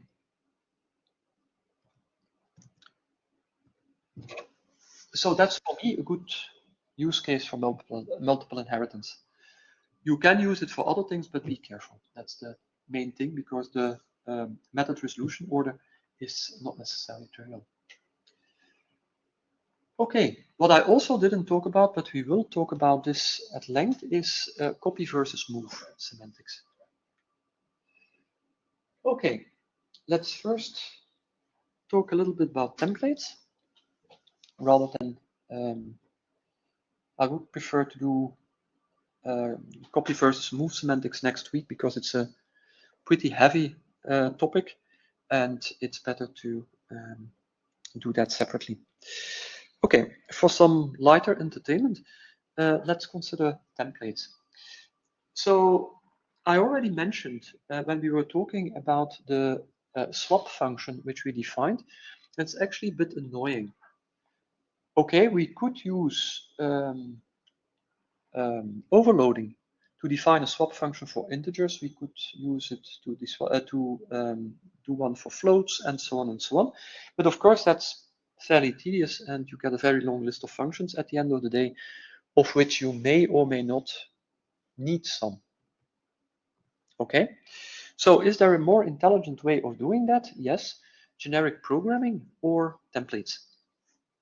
And C++ actually supports that. And templates by themselves, interestingly, are Turing complete. I'll come back to that later on. Okay, so we can have function templates. So basically, this was our original function. We have two references to integers as arguments. Okay. We also have the same two references to double arguments. So what we can do is create a template. So that's just adding the keyword template to your function definition. And it has a type parameter t.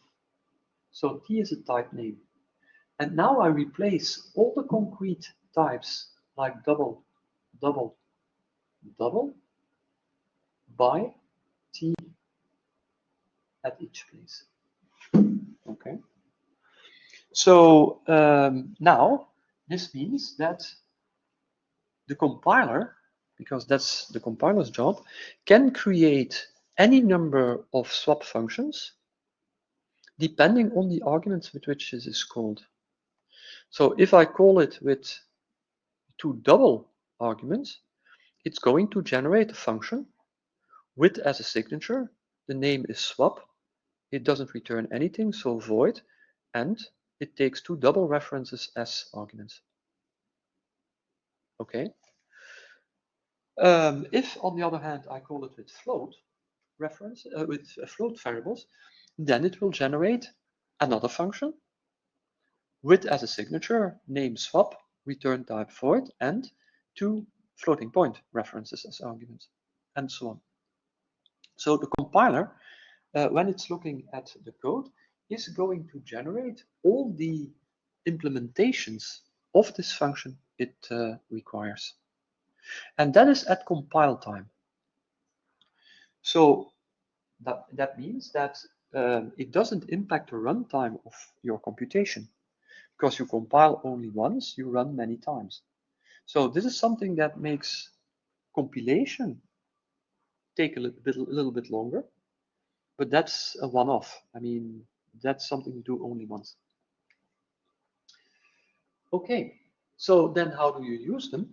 Well, basically, what you say is, okay, I want a swap function, and the type parameter, so the t in our previous slide, is in this case going to be double.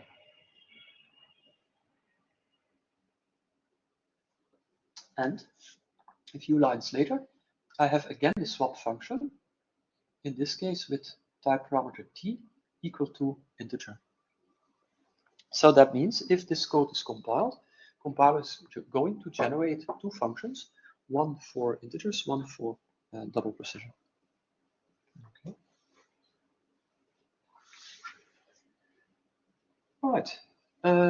So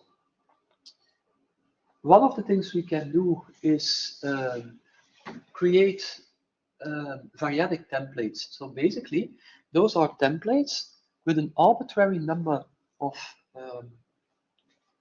parameters. And the way I can do that is by saying, well, okay, let's first have a look at this template here. So it has a type name t, and then type name tail, but as many as I like.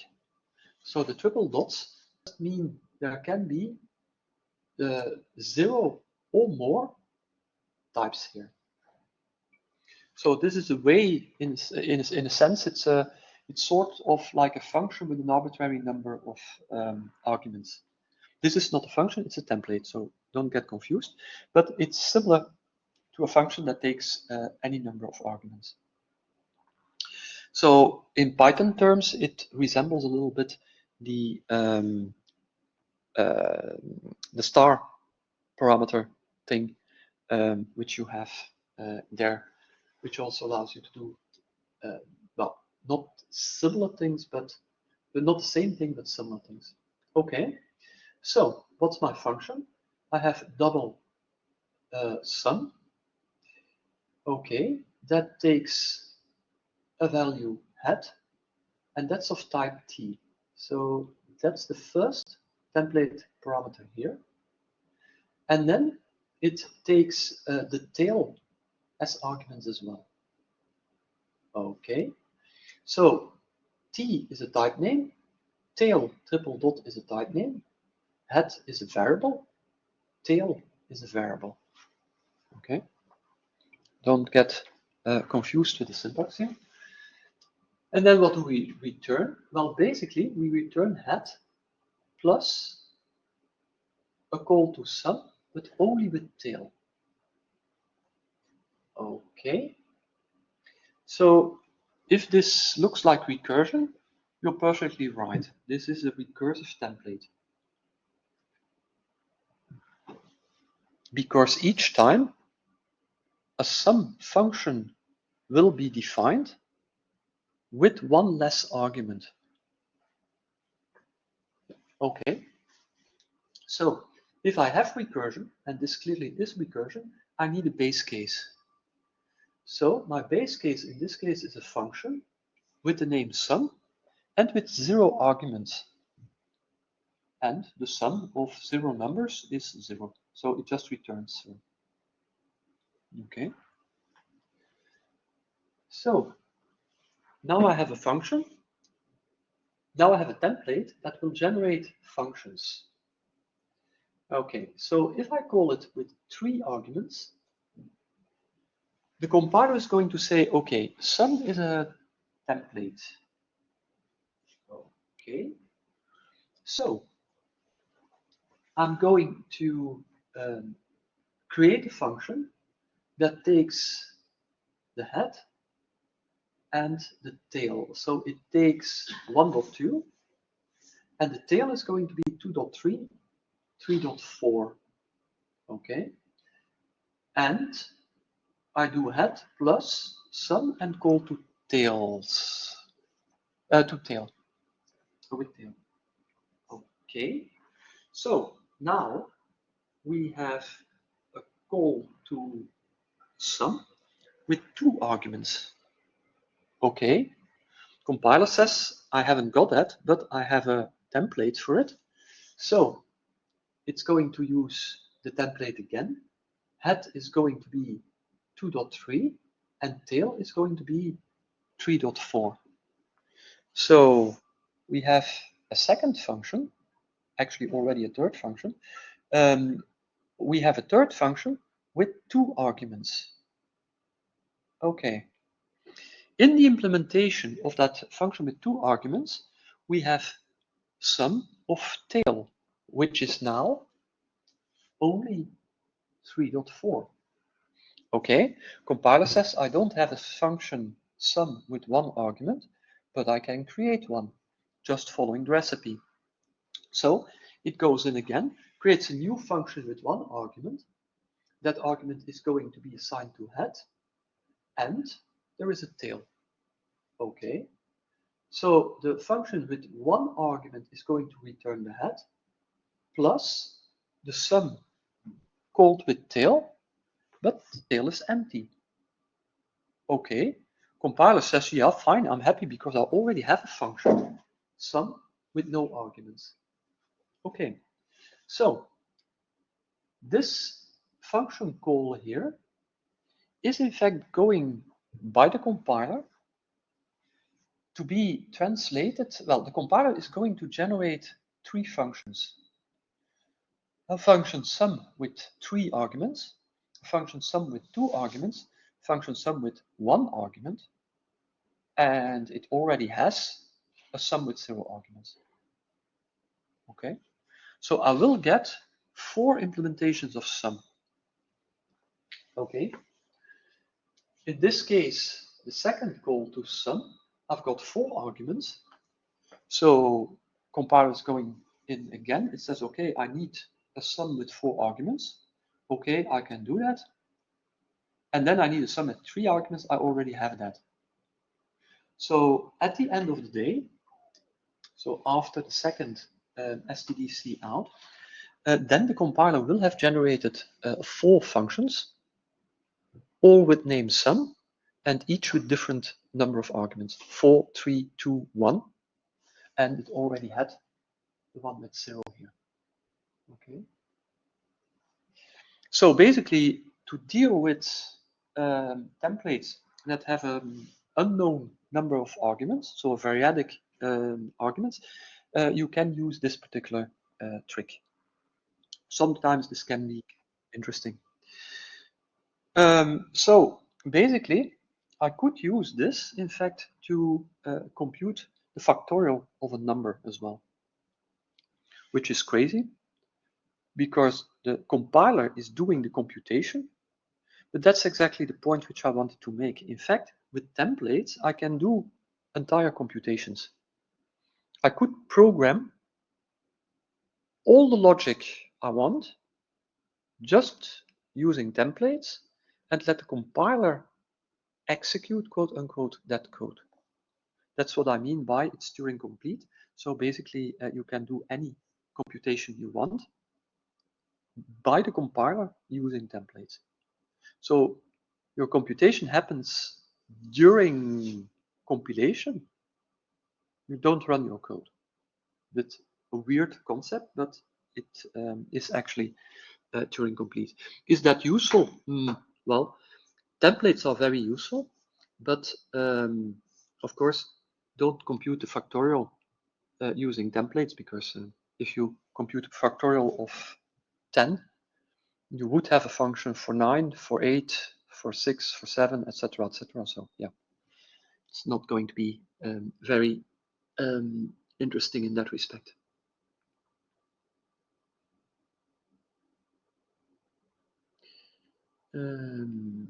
So strategy.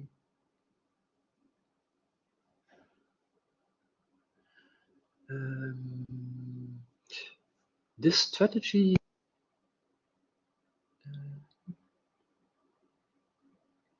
Yeah, I could, of course. Yeah, I could, of course, if I wanted, I could just. Well, I wouldn't even need to, but I could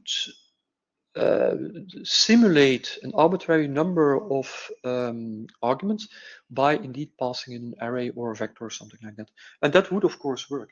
The only point which I want to make here is that for certain applications, that can be quite useful. But yeah, don't put too much stock by this at this point. We'll later see some examples of templates, which are a bit more, let's say, interesting than these here. In practice, variadic templates are not something that you will do the first time you're programming C++, let's put it that way. So I'm just pointing out that the concepts exist and that it can sometimes be very useful, not in this context. So this is a bit of a contrived example. Okay.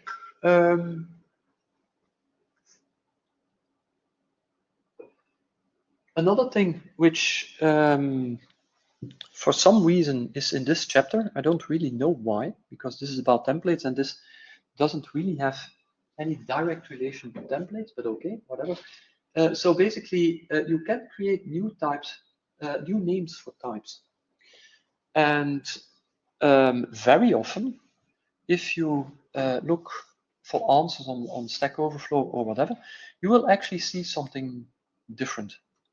You will see a type def. I'm not a big fan of type defs in C++ because we have a better mechanism, which is this one. So the using statement. Okay, so for instance, I can give the name position to a type, in this case to an array of double precision numbers and length 3. So giving names to types is quite useful for several reasons. One of them is it can save typing, because indeed position is shorter than standard array double 3. And also, of course, it gives semantics. So you give a name to something and that name reflects what that thing is supposed to do. So in this case, if my type is position, it's quite clear what I mean. If my type is std array double 3, then your guess is as good as mine, but I have no idea what that is supposed to mean. Okay, so for instance, in distance, I could now use position as a type. Okay, so this is certainly good practice and something that you see in production code quite a lot. Okay. Another thing, and now we come to a question which was asked this morning, and where something potentially didn't work. Still need to check that. So basically, we can do higher order functions in C++. So that's something that you can also do in Python, but we can do that in C++. What do I mean by that? Well, the trivial way, which you can do in almost all programming languages, is that functions can be arguments of functions. That's fairly straightforward. One of the arguments of a function is a function. You can do that in almost any programming language. But C++ goes a bit further. Functions can also return functions. In Python, you can also do that. So that is something that can be nice in some circumstances. So basically, if you want to use the function type, you need to include functional. Okay. And then we have a data type stud function that represents a function. Okay. How does it do that? As you can see, this is templated. So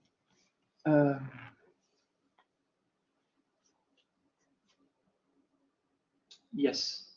So basically, indeed, you would normally define your type aliases in your header files. And yeah, you could potentially have conflicts. And that's where namespaces come in. So I didn't talk about namespaces yet, but they are a way to structure your implementation and to compartmentalize it. So that basically it's a way to kind of, again, put certain code, certain classes together by functionality or by purpose. Sounds a little bit abstract. We'll come back to that later as well. Okay, so I've got my function here, and I describe its signature. In this case, the name actually is not here, but you recognize what's happening here. The argument to the function is, in this case, a single double. That's the thing which is between the round brackets here, and that can be, of course, be one type, more types, as many types as arguments to my function. That is nothing spectacular. And the type here, this double, that's my return type. So essentially, the first argument of the function integrate is a function that takes a double argument and returns a double. And the name of the variable of that that holds that function will be f. Okay. So that's the way to specify how to have functions as arguments of functions to specify the type. There is a different way of doing that, the C way essentially, but don't go there. Always use stud function. It's much better in C++. It's much nicer defined and so on. Okay. Now, this is interesting, but it's a problem. It poses a problem that you very regularly face when you use libraries. So for instance, we could have a library like this that defines an integration method. So basically a quadrature method, and it expects a function with one argument. But now suppose that I have a function with multiple arguments. So for instance, in this particular case, my function, which I want to integrate, not only has the integration variable as an argument, but also some parameter. Okay? It won't work. If I just pass f as an argument to integrate, compiler is going to say, yeah, that's nice, but you are passing in a function that expects two arguments as an argument to a function that expects a function with one argument. So I'm not going to compile this. Okay, so how can we deal with that? There are at least 3 ways to do that. And one of them is to use function objects. Okay, so essentially I can turn any object into a function. Why? Well, basically because the round brackets are in fact an operator. And I'm free to overload any operator I want. So I have a class here. The class name is pendulum. it has a private attribute frequency, and okay, it defines pi. Okay, this is bad. I have to change that. But okay, don't do this for defining pi. There is a much better way. Okay, then it has a public constructor which just takes the frequency. Okay, and it overrides the round bracket operator, and it expects a single value t.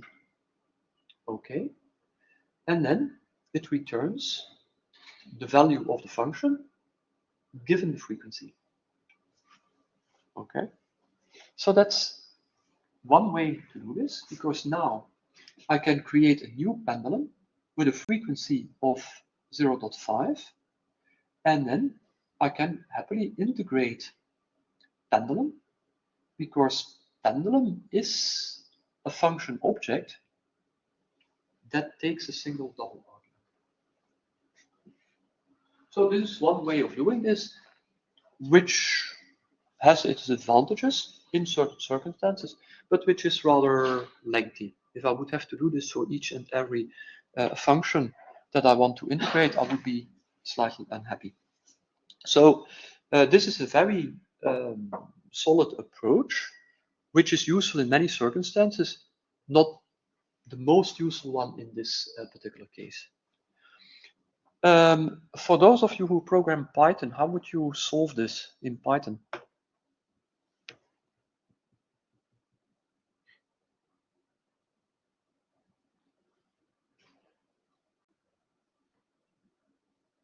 Never had to do something like this. Not even in Fortran, to be honest. I also don't test procedures or anything. Okay. So basically, the way you would normally do that in Python is through a lambda function. So basically, a very short function that doesn't have a name, blah, blah, blah, something like that. And that is also something that we can do in C++. C++ also supports lambda functions. There is yet another way to do that. Do I want this? No, I don't want this.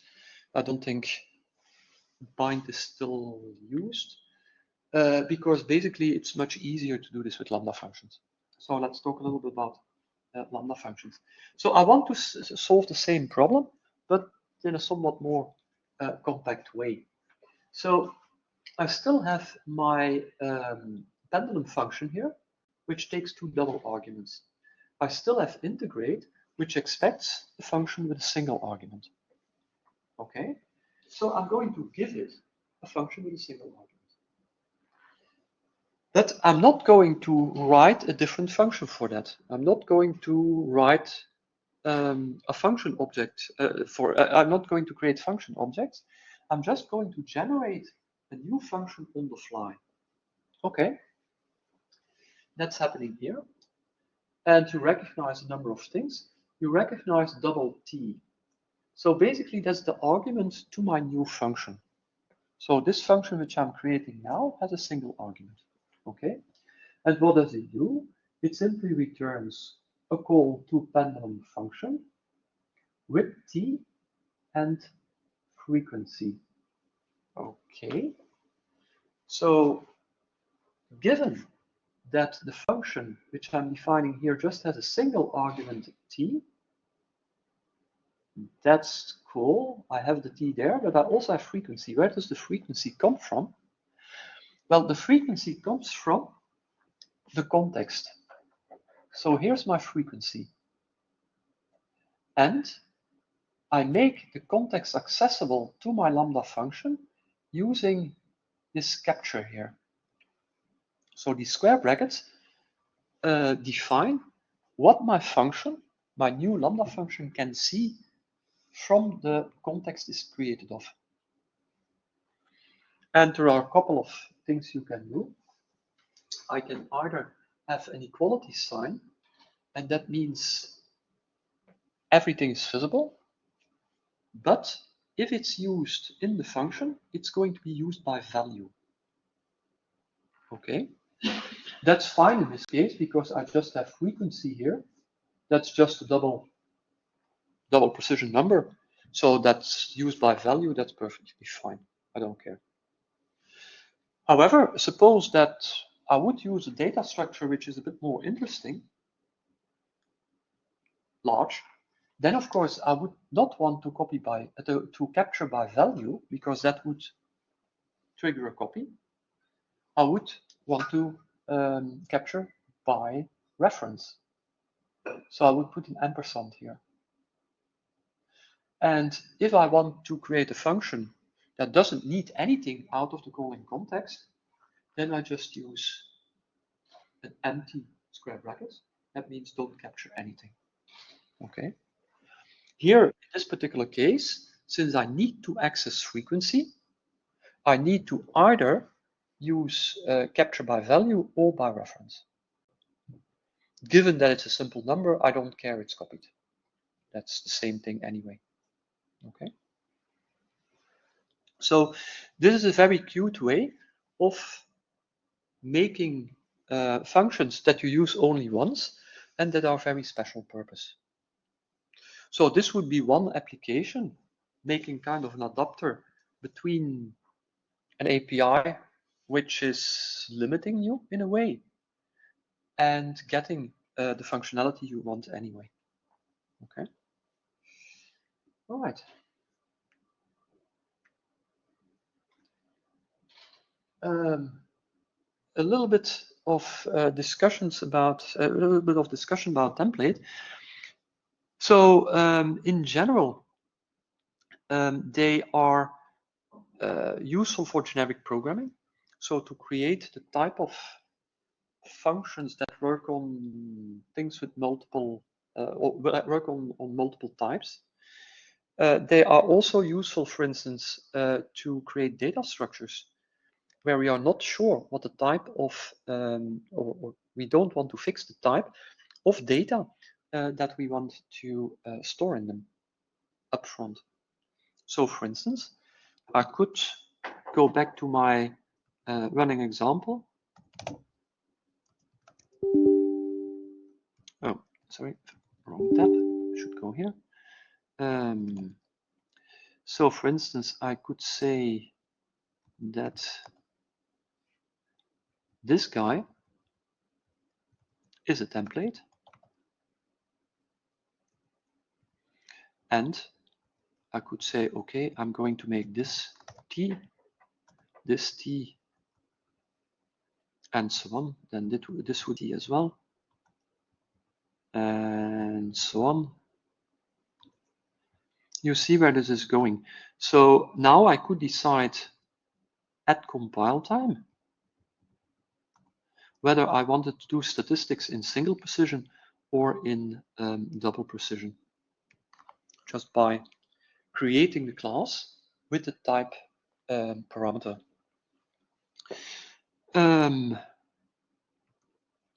Okay, so I'm not going to compile this because I also need to update both the main function and the implementation of value. So let's not go there. But basically, that would be more or less how that works. Okay.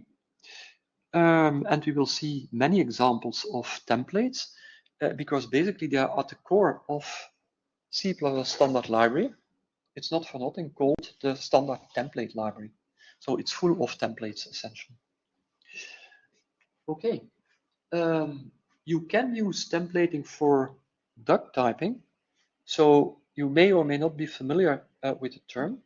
Duck typing is usually more used in the context of interpreted languages that are not typed, like, for instance, Python.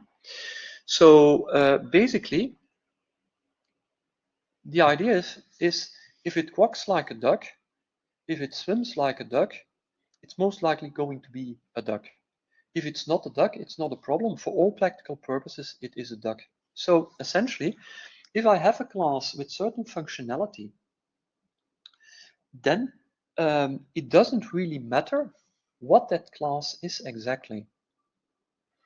And that kind of brings us to make sense in the sense that if something is colored, I don't really care what it is.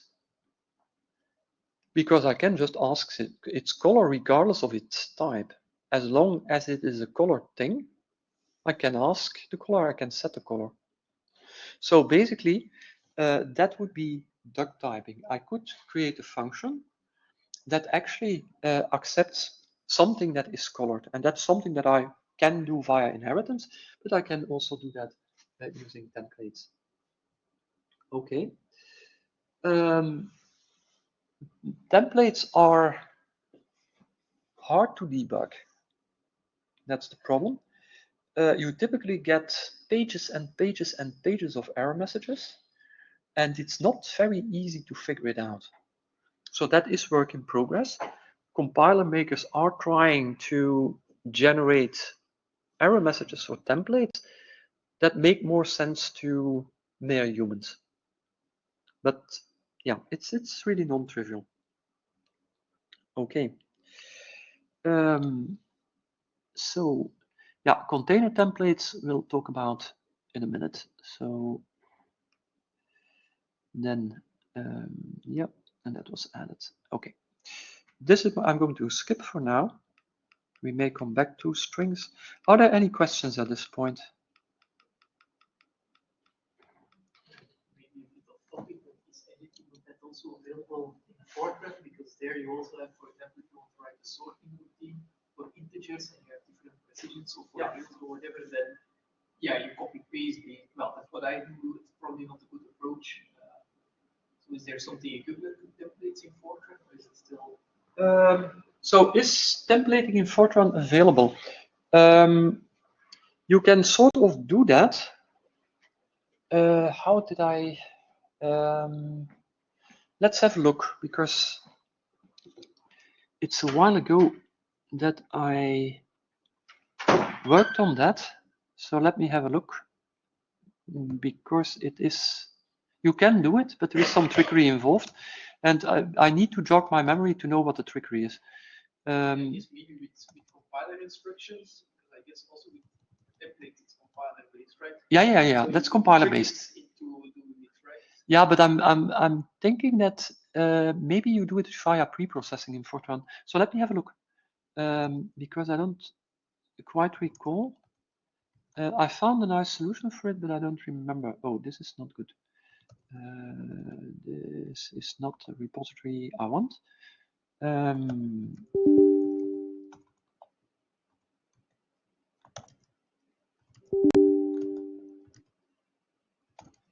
that is the one I want. And I think there's somewhere a directory generic programming. Yeah, indeed. Here is generics. Okay, and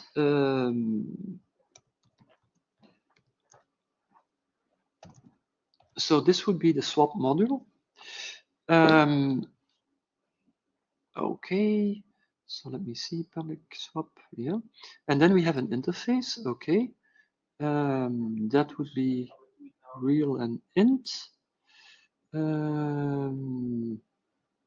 Okay, but that is fairly, yeah, okay. Yeah, the problem is, the point is you do that via an interface, but you have your own implementations each time. Yeah. So yeah, it's sort of called generic programming, and in a way it's only seems to be generic from the perspective of the one who's using your code. Yeah. It's not generic from the perspective of the one writing the code. Of course, you could fiddle with templating this. Sorry, not with templating this, with pre-processing, textually pre-processing stuff. This you could do, but it's not really a very elegant way of doing things. Yeah, that was also why. Yeah. Yeah. Template seems very nice. Yes. Compiler, but Yeah. Do that with Xpring.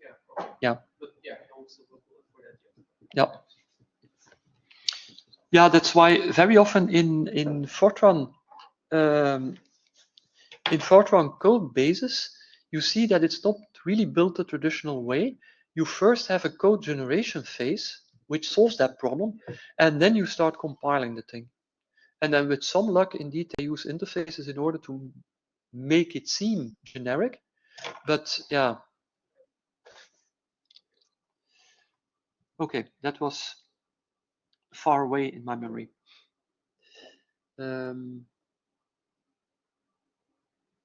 Yeah, by context, do I mean, so that's about Lambda functions? Yes, so basically it would be anything. Oh, yeah, that was not so smart. So basically by context, I mean every variable that is visible, that is defined at this point in the code. So essentially everything that is in a block or in an enclosing block, etc., all the way upward to the in the entire scope of that position in the code. That's the idea. That's what I mean by context. Okay.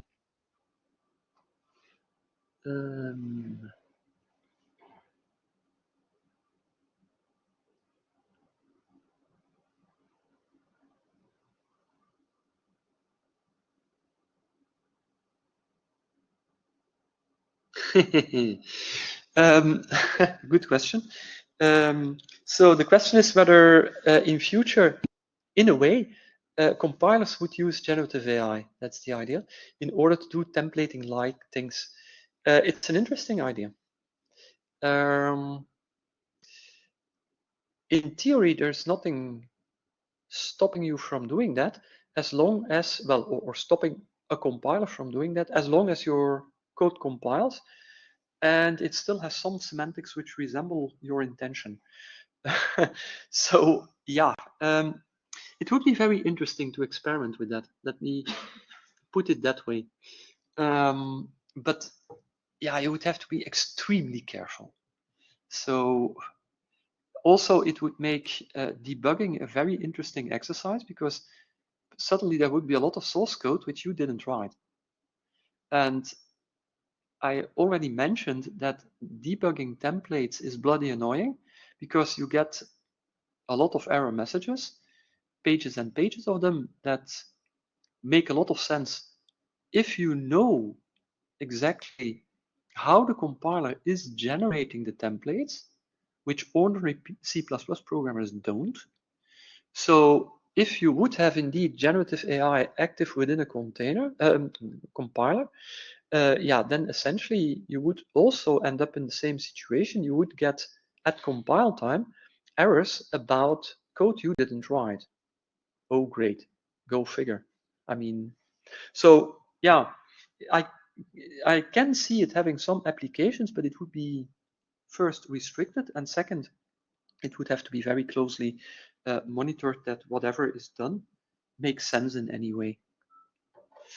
And given how happy I am with code generation by GitHub Copilot and ChatGPT, well, okay. Sometimes they do reasonable things, but you always have to check. Okay, let me just go skip a section, that's easier.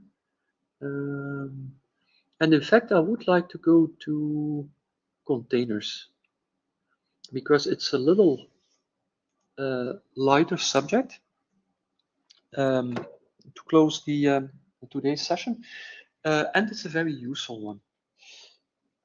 Because up to this point, what have we done? We have considered data structures. Well, we have considered data types. We have the primitive types, our numbers, integers, floating point numbers, characters, strings, and so on. And then we have considered user-defined types via struct classes. But yeah, that's it. We also talked about arrays. Well, I mainly said that arrays are not to be used, to be avoided at all costs if possible. There are good use cases for them, but yeah, don't do that at home. So yeah, that means we need something more. We need more data types, more data structures.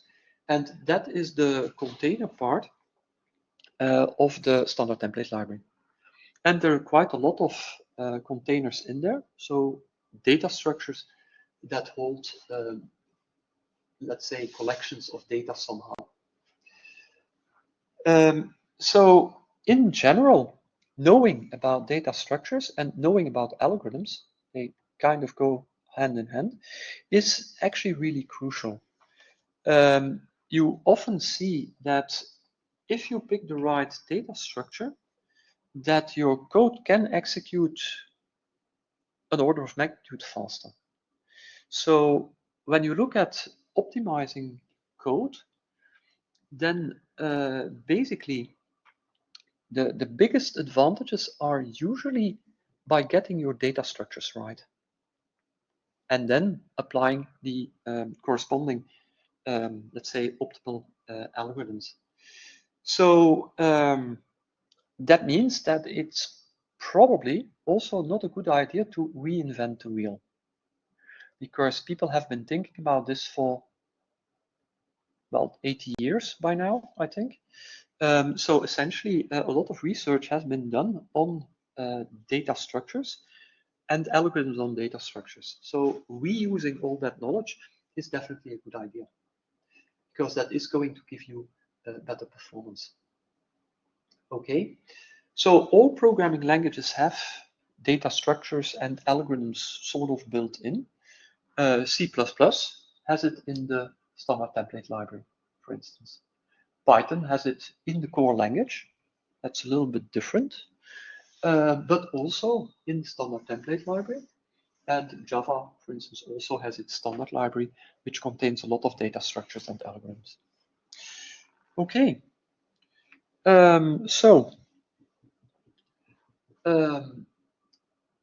of course, for all languages, there are many third-party libraries which define additional data structures.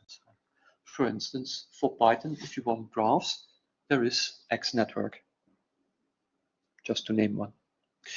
Okay, so the bottom line is don't reinvent the wheel, because that costs you time. The likelihood that you will do it in an optimal way is not one, let's put it that way, mildly. So basically, yeah, don't try to reinvent the wheel. People have been doing this for a living for half a century. Okay, now the problem is there are very many data structures, and some of them seem to do the same thing, but there are nevertheless different. So there are data structures with very specific properties that make them suitable for certain purposes and unsuitable for other purposes, or slow for other purposes. So there is quite some specificity here. And of course, there's always a relationship to algorithms. Okay. So I think it's important to have a bit of an overview of data structures that I would consider basic and that are typically part of your scientific programming toolbox. Okay, so I look at this a little bit from a mathematical perspective. So I emphasize the relationship between a data structure and its mathematical counterpart. Sometimes that's a bit stretched, but if you think of programming as implementing a mathematical model of the world, implicitly at least, you do the mathematics. So that to, from time to time, make that explicit.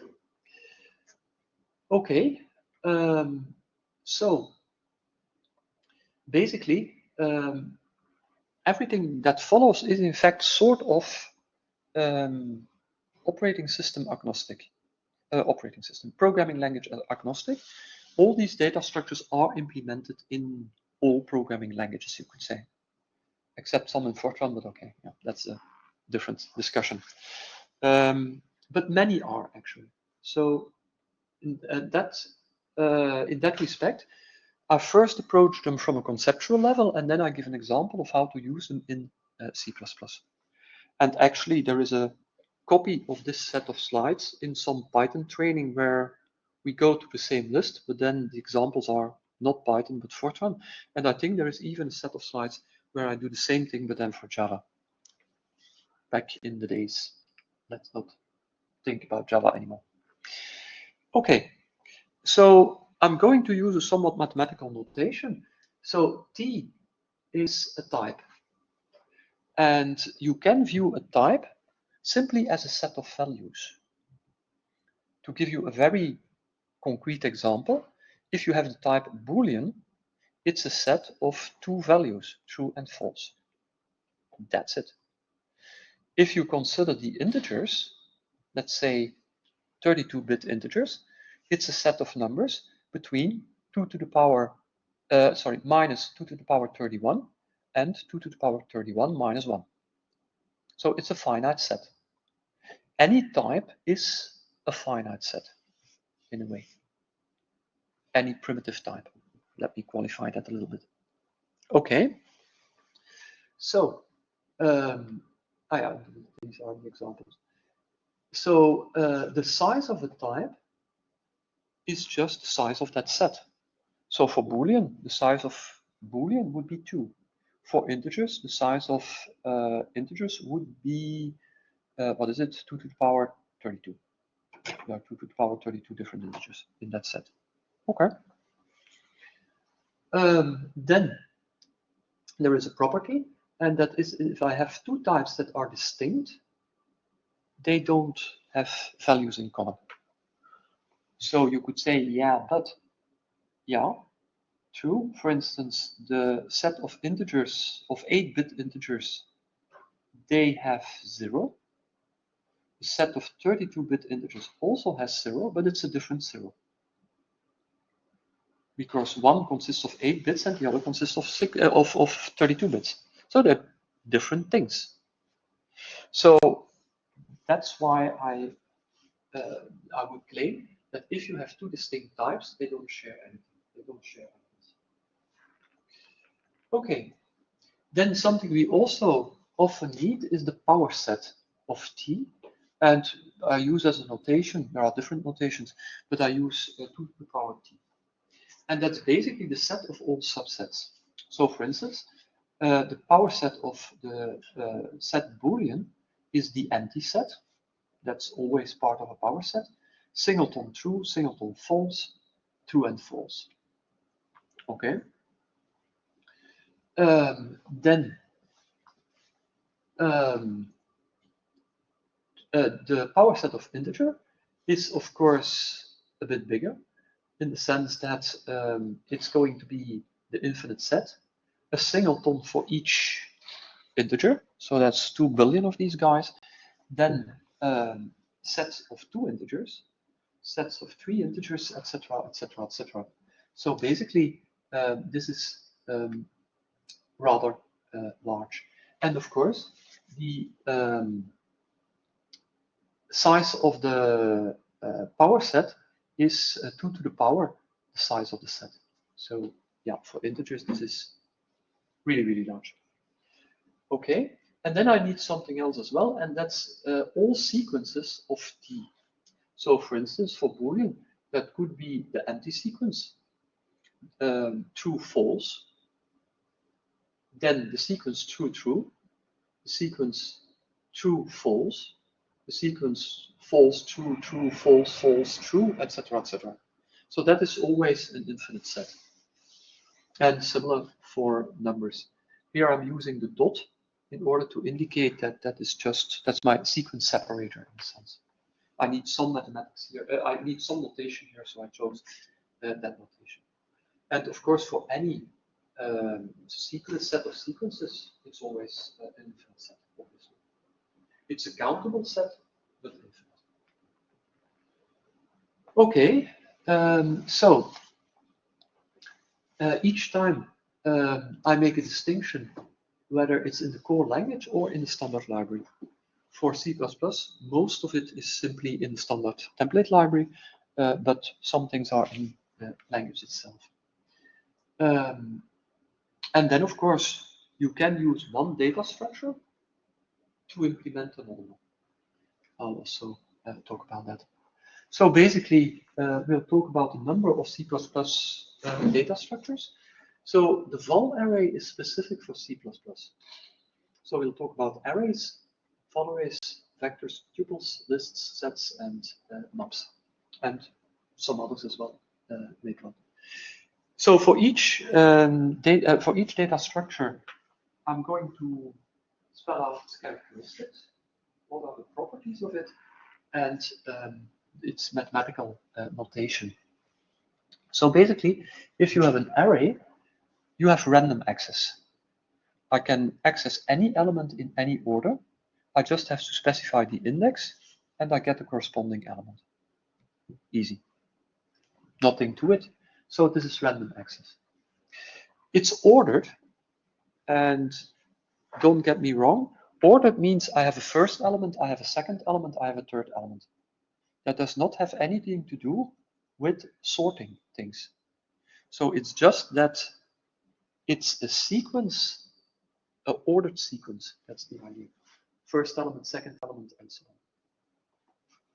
And arrays have fixed length. So you define the array in advance, the length, and that's it. You're stuck with it. Okay. If I want to update a single element in an array, that's an O1 operation. I just index that element directly and I change the value. So that's very fast. And retrieval, so getting a value out of an array, is also very fast. Okay. However, if I want to search whether an element exists in an array, that is not so fast. Because I have no choice.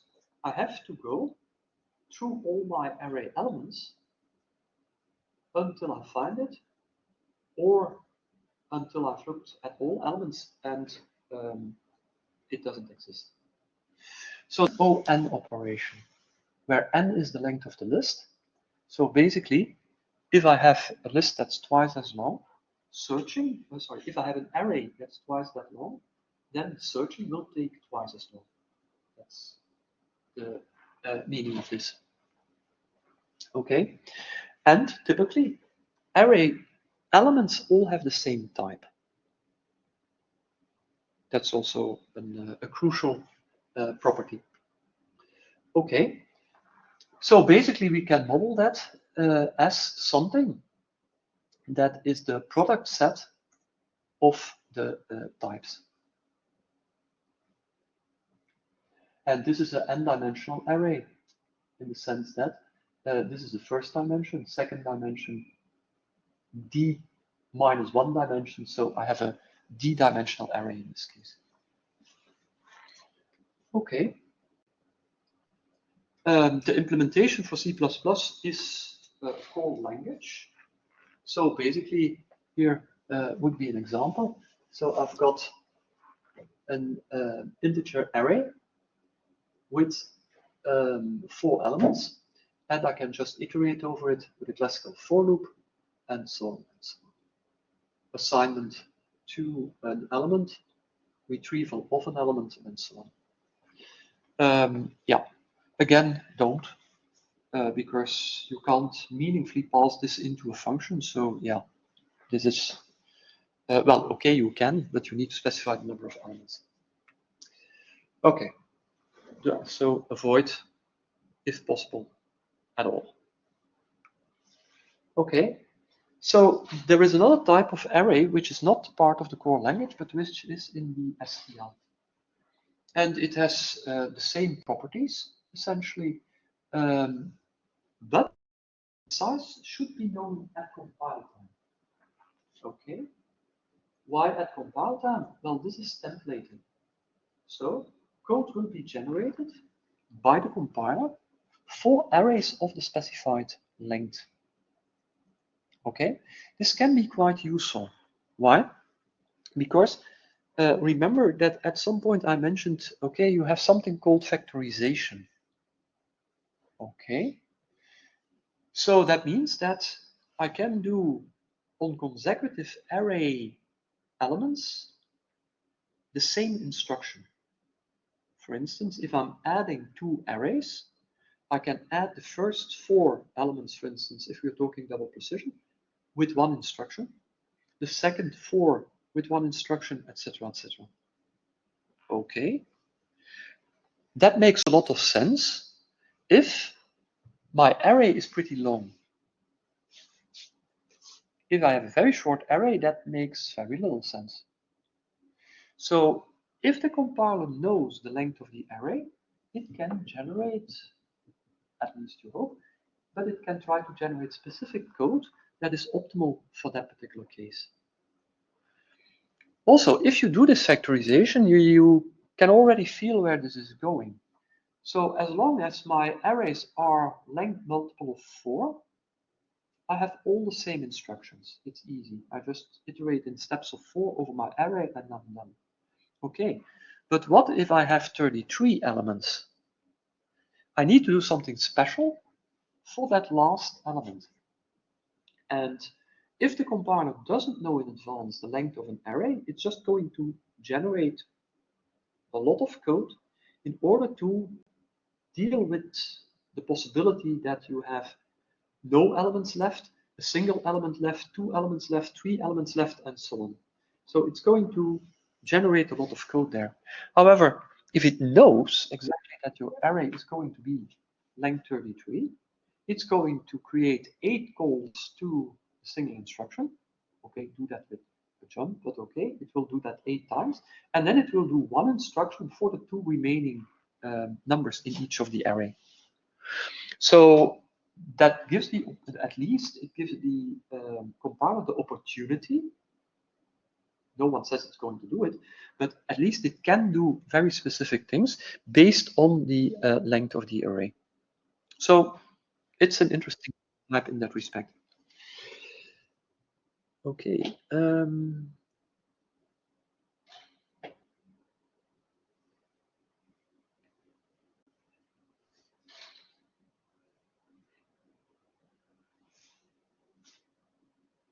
With unique pointer, you do something different.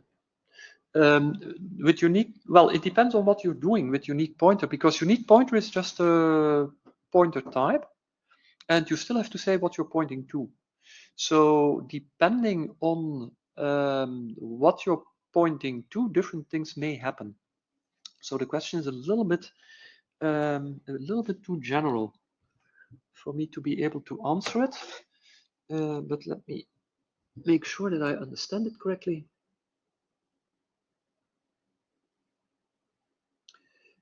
So basically, if you use a unique pointer in order to allocate memory, that's typically a dynamic thing. That's typically something you want to do at runtime.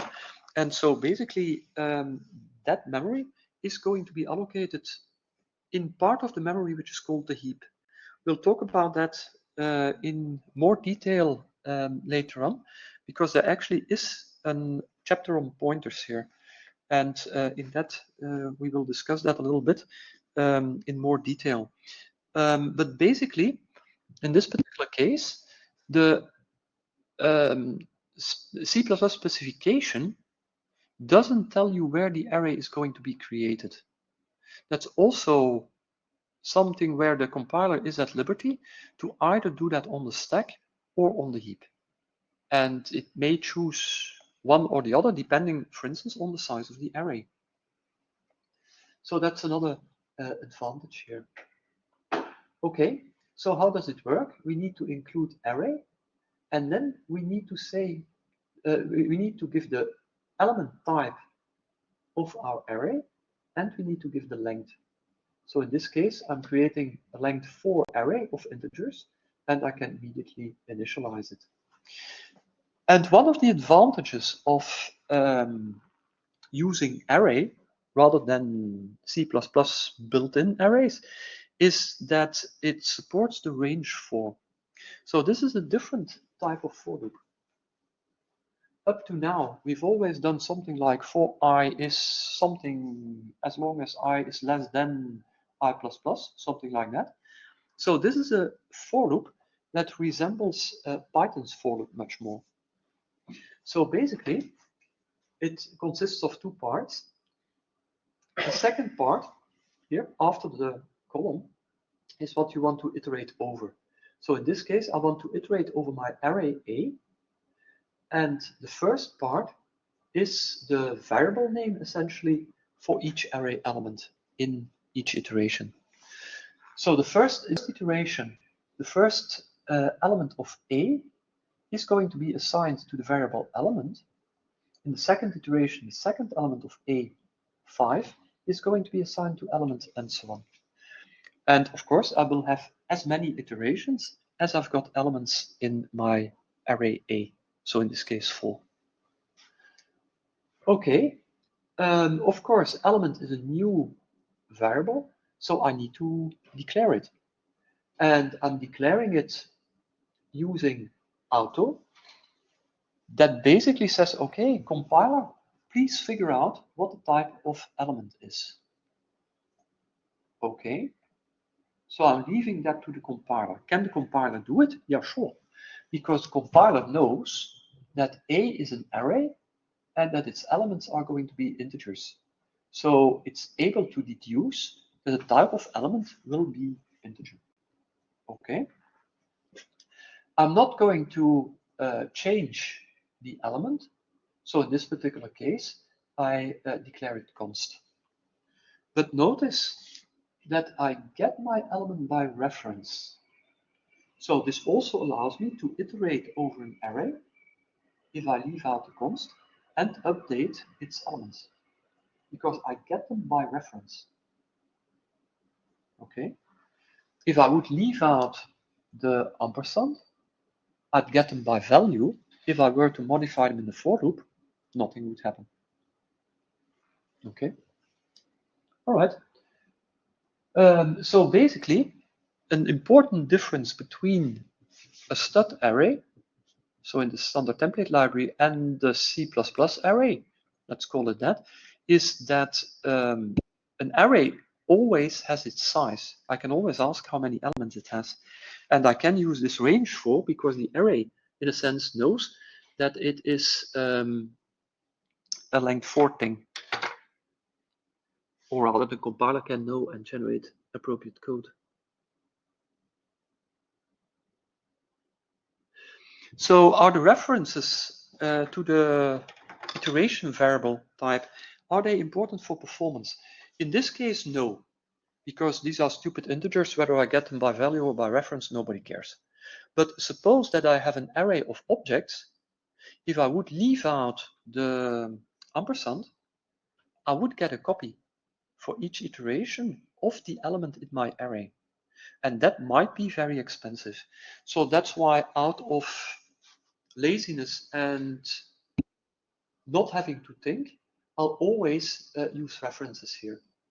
Although, if I don't want to change them for simple types, it's irrelevant. If I do want to change them, it's crucial. But if I have a data type that is not cheap, then I definitely want references to avoid copies, even if I don't want to change them. Okay. So yeah, it's important for performance, very. Not here, but in general, yes. That's why I consider it a good habit to just always use a reference here. Then you don't have to think. And for the simple data types, it doesn't matter. But you do it the right way for expensive data types than just out of habit. Okay. So one of the drawbacks of arrays, stud arrays, is that you need to know the length at compile time. That's a limitation. You can't say at runtime, well, I want an array which is a bit longer. Yeah, that's too bad. It's not going to happen. If you at compile time say 5, it's going to be 5. You can't somehow do that dynamically. Okay, so we need also arrays that can be used at runtime with a given size. And there are two of those. We have val arrays, stud val arrays, and we have stud vectors. They have somewhat different properties, so both can be useful. Okay, so val arrays have all the properties of array. So they are fixed size, but at runtime.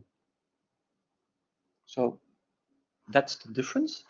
And they have additionally quite a lot of other properties. So for instance, I can do directly mathematical operations on an array or on two arrays. So for instance, I can do an element-wise addition of two such vol arrays, which is convenient. Fortran people, yep, indeed. That's a big advantage of Fortran. In Fortran, arrays are first-class citizens. The compiler knows what an array is, and that gives you typically a performance edge, which you have to fight for very hard if you want to match that in a C++ library. You can do it, but you have to fight. In Fortran, you get it automatically because the compiler knows what an array is. The semantics is very clear, and it's very easy to do. Well, no, it's not easy to do, but it's more feasible to do for compiler writers. Okay, you can also immediately apply functions. So if you want to apply the sign function to all the elements, just call sign with your array and you're done. These, of course, live in the STL. Okay, here's an example. So we include vol array. Okay, and now we create a new array. And in this case, it will be an array of 3 elements. I don't have to specify that at compile time. In this case, yes, I know it's compile time, but I don't have to. I can do this at runtime as well. Okay. In this case, I do exactly that because my second array is going to be initialized with the size. And that will be the same size as data has. So vol arrays have the dot size function that gives you the number of elements they have. Okay, then I can define data tr as 3 plus data. So I can also do scalar addition to each element of an array. So yeah, this looks a lot like NumPy, indeed, yeah. That is indeed why it was developed at the time. And of course, we can again iterate over vol array values, elements, using the range form. Okay.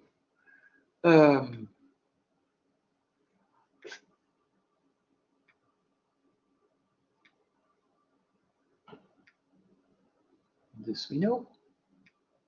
That we already discussed. Okay. So that's one option. The other option which you have is a vector.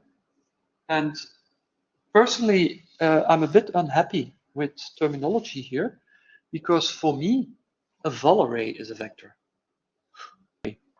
semantically speaking. So a vector is sort of an array, but not quite. What does it have? Well, it's similar to an array in the sense that you can access elements by index, no problem. It's also a sequence of elements. So you have a first element of a vector, a second element, and so on. So that's the same. The length, however, can vary. What do I mean? Not only I don't need to specify the length of a vector at compile time, but I also don't need to do that at runtime. I can dynamically add more and more elements to a vector. So in that respect, it resembles a Python list quite a bit, because I can use on a Python list the append method, and that just adds a new element to my list so my list can grow. So I can do the exact same thing with a vector.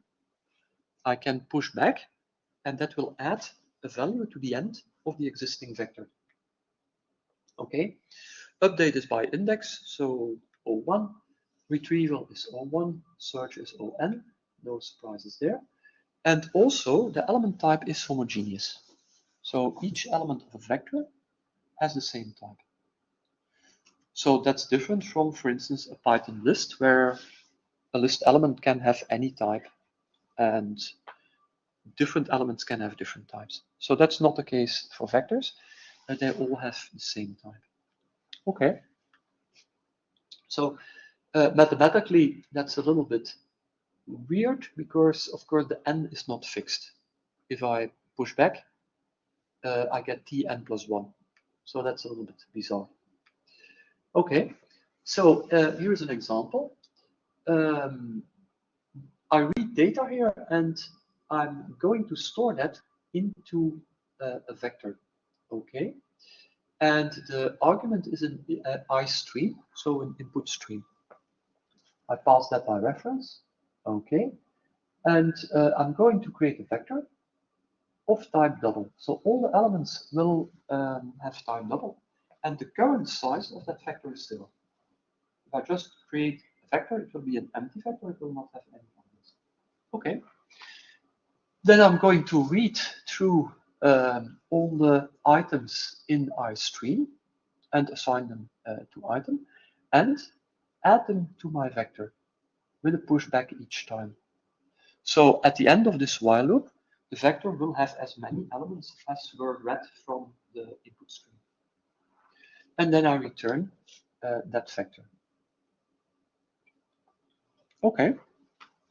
So this is a typical use case for a vector, and using it is very similar to using an array in the sense that I can ask for the size of a vector, that's its current number of elements, and I can iterate over it using a range for, so that's quite simple. And I can also access an element by index. If I try to access an element at an index larger than the size -1, of course, hopefully I get a segmentation fault. Okay. Is that specified in the standard? Like, there's no bound checking in the standard vector implementation? No. But there are two things. Square bracket thing is actually an operator. But there is an alternative to it in many STL containers, which is the .add. And that seems to do the same thing as the square brackets, except that it will do range checking. So range checking is opt-in via using a different method. Square brackets operator, no range checking. Add method, range checking. Operator fast, add method slower. Because there is some logic that says, okay, is this index less than 1? Is this index larger than size -1? Throw exception, etc., etc. So it's a little overhead. So it's better to try and make sure that you don't access vectors or arrays or whatever with wrong indices, because yes, you can get away with using add, but it's going to be a little performance impact. And typically this is in tight loops, so you're going to be unhappy at the end of the day.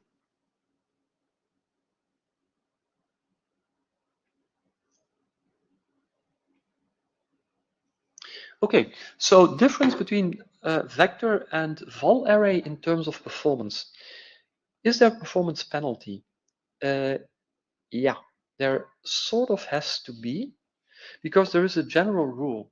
The more you can do with something, the more logic is required in order to do it, and hence the slower it's going to be. So for certain operations, vectors are going to be a little bit slower than arrays. That's for sure. Between stud array and stud vector, one of the differences is that many optimizations that a compiler can do for stud array, because it knows its length, it obviously never can do for vector, since it cannot know its length, because that is determined at runtime and it will change, or at least it can change. So in that respect, code generated from stud array might be faster than stud vector, code generated for stud vector. Because the compiler has more knowledge, the more knowledge the compiler has, the better it can optimize, the better it's optimized, the faster it's going. Easy. So vector is a bit more sophisticated in a sense than vol array. So for at least for certain things, it's going to be somewhat slower. For instance, iterating over a vector, depending on what it stores, might be more expensive than a vol array. So in a vector, I can in fact store anything I want. If I would like, I could create a vector that contains vectors. I can create a vector that I can create a vector that contains elements of any type I want. So you see that unless the compiler does something smart, if your type is simple, like numeric, integers, floating point numbers, the code it generates for val arrays that can only store numbers is going to be more efficient. So yeah, there is a performance thing here. However, the good news is that the standard guarantees that the data of a vector is stored contiguous in memory. So there will be a block of memory where you have the first element of the vector, followed by the second element, followed by the third, followed by the fourth, etc., etc. That is guaranteed. You know that. You also know that for a val array. You also know that for a simple stud array. That's always the case. That's guaranteed. That's the specification says so. So compiler builders need to do their memory layout, their memory allocation in such a way that that is guaranteed. Okay. So many STL containers share certain functions. So for instance, you have the method empty, and that works on many containers. And it will return true if the container is empty. It will return false otherwise. Another example is size. So for most containers, you can ask for its size. And that's then the number of elements. The maximum size. So basically, the size of a container, the size of a vector is its number of elements. The maximum size, it's its current maximum number of elements before it needs to start doing bookkeeping. Okay, so basically, if you have a sequence container, then you have a number of methods guaranteed to be there. So a sequence container is what I call ordered. You have a first, a second, etc., etc. There is the add method, as I mentioned, with range checking. There is the index operator, no range checking. There is typically front and back. You can guess what that does. Front gives you the first element, back gives you the last element. There is pushback, so you can add something at the end of the current element. So that's like the append for Python lists. And then there is insert at a given iterator position of a certain element. This I need to explain in more detail. I'll do that later. Okay, so basically, if you look at the definition of STL containers, you will always see these kind of properties. And those tell you what you can do with those containers. So that's quite useful to realize that that actually is, that certain types are, with respect to the API, at least, interchangeable. Okay, data type which is also quite useful is a tuple. And in a way that resembles a struct a little bit, but it's simpler than a struct. So essentially, access is again by index, and it's also ordered. So you have a first, a second, a third element, and the length is fixed. And inserting and updating is typically not relevant. So you get an element very fast, and you typically don't search a tuple because it's something you don't search essentially. It doesn't really make sense.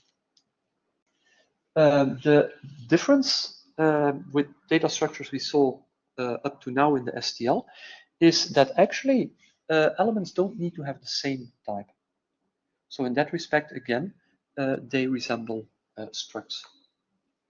Okay, so you can view a D tuple as a certain type T0 times a certain type T1 up to type T D minus 1. It's just a product set. Okay. And you can view that, if you like, as sort of a label thing. But remember, tuple elements don't have names. They are only accessible by index. You can get the first, you can get the second, but they don't have names. So that's a difference with structs. Okay. Implementation is again in STL. And here's an example. So here I'm creating a tuple out of two elements. One is a double precision number and the second is an integer. And for that I use the make tuple method in the standard template library. So this is nice. That allows me to dynamically create tuples. Why is that a nice thing? Well, a use case for tuples is very often as return types or return values of functions. Because it allows me to return multiple values from a function without having to create a structure first, without having to define a structure. So in some use cases, a tuple is quite useful. So this is basically done at, well, the make tuple knows, of course, whether it's going to make a one tuple, a two tuple, a three tuple, whatever, and what the type is. So that can be done at compile time. So it's going to be quite efficient. And then I can get the element with stud get. As a template parameter, I specify the index and the tuple as an argument. Okay. So basically, this can be useful at times, mostly, in my opinion, for return types. Okay, the type thing here, that is required in C++14. But in C++17, you have something which is similar to Python unpacking. So basically, I can say auto, and then between square brackets, mass and charge, and assign electron property to that. And that's, of course, a much more generic way of programming. I don't have to first declare my variables and then tie them to the return type and so on.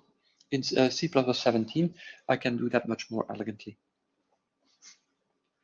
I should actually add that here as well, because, yeah. Okay. More or less clear? No questions? Okay. We also have lists. And that's a different data type from a vector, although again it resembles it a little bit, but it is it has some different properties.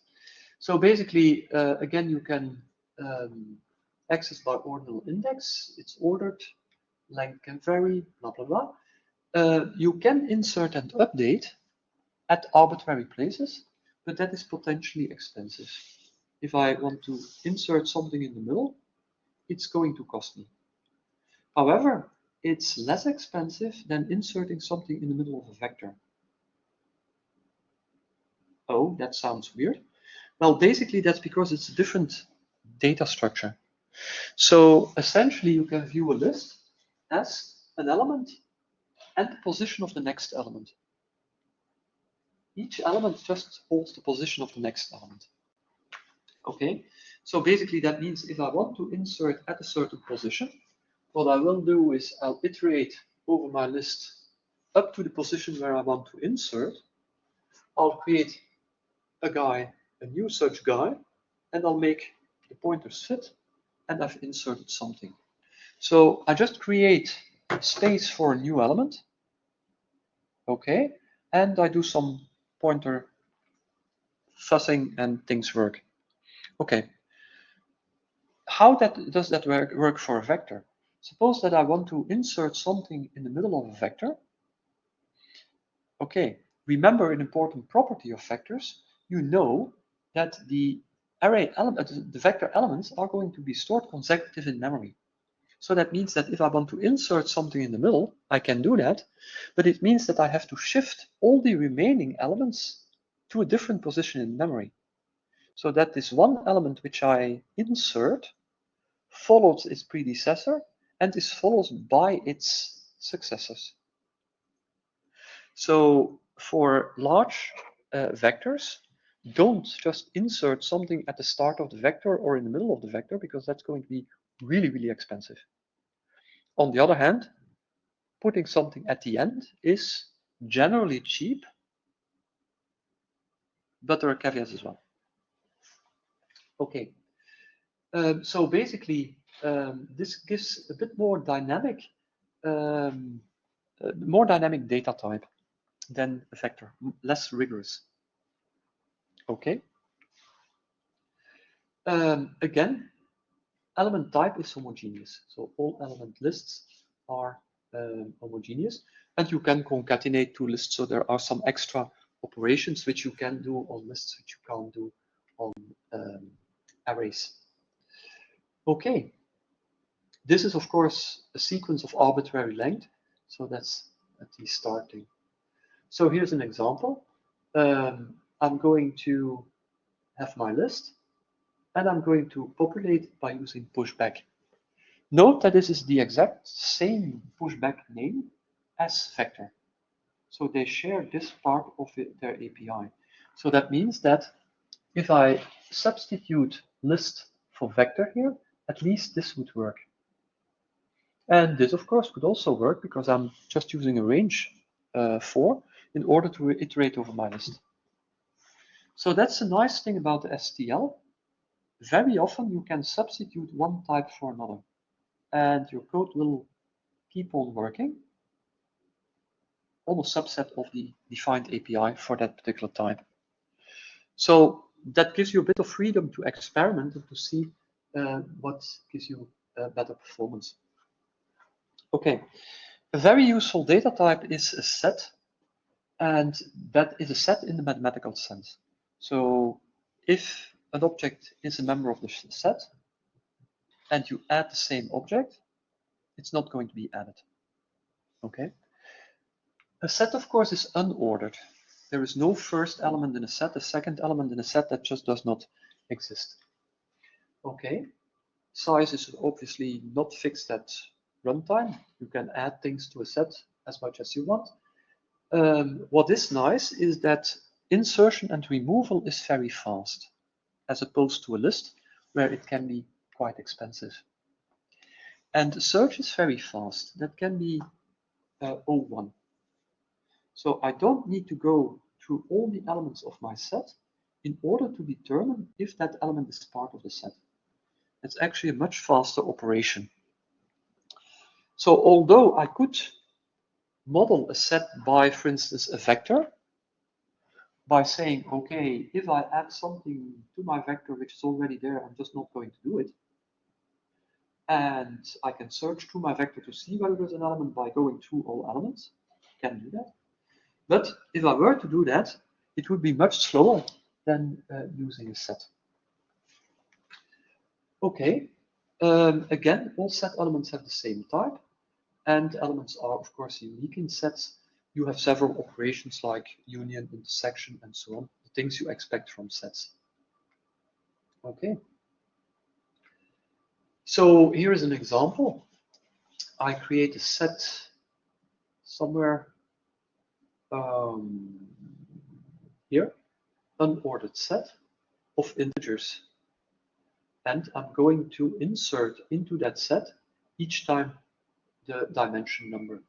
So these are my dimension numbers. So I would end up with a set 1, 2, 3, 4 in this case. Okay. You can iterate over all the elements in a set just by the range 4 as usual. So nothing special. A very useful data type in many circumstances is a map, which Python people know as a dictionary. So that's basically modeling a mathematical relation. So essentially, access is by key. So it's a mapping from a set T1, which are the keys, to values of potentially a different type. That's basically the idea. And a key can map to a value, but another key can also map to the same value. However, a key can never map to more than one value. So it's an, what's it called? Forgot the name of the mathematical relation. They're not ordered. I can keep on adding. Insert and update are very fast. Retrieval is also very fast. And search is very fast. Okay. So all the keys have the same type. All the values have the same type. But the key and the values can have different types. So I can have a map from a string key to integer values, for instance. Okay. And I can do a union onto maps if I want.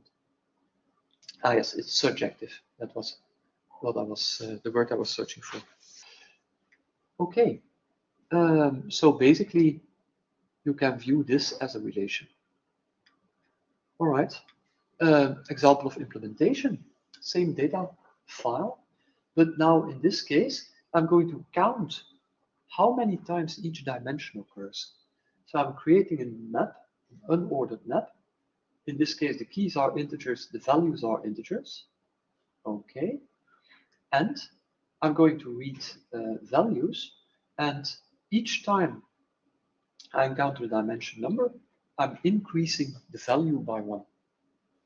So I would get, after the first iteration, 1 for 1, then 2 for 1, 1 for 2, 2 for 2, 3 for 3, 3 for 2, 1 for, etc., etc. Question? Yep, no problem. I'll probably finish after this one and talk a little bit about more sophisticated data structures next week, so no worries. We can do a range 4 over maps, but what we get is a pair, a key value pair. So in this particular case, we would get S key 1. That would be the first element of my pair. So dim number is a pair. Its first element I get by dot first.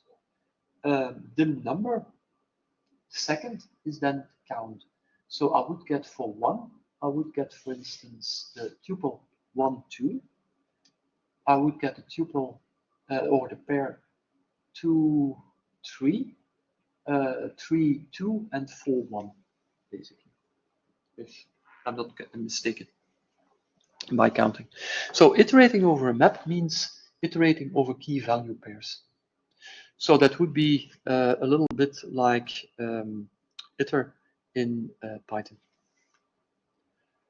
Okay, so one thing, and then we stop. You may have seen that I used an unordered map and an unordered set. There is also a set and a map, but they are ordered. Ordered in the sense sorted. So the values in a set are in order. The values of a map are in order of the keys. That makes things a little slower. Well, potentially significantly slower, because then search is O log n, where n is the size of the data structure, and it's the logarithm is base 2. So that is slower, of course, than O1, but you have the added advantage that your keys or the elements of your set are in order. So if I iterate over them, I first get the smallest one, then the second smallest, the third smallest, and the last one is the largest one. So yeah, it can have advantages. Okay, so semantics of Python dictionaries is a totally different thing, so let's not go there. Okay.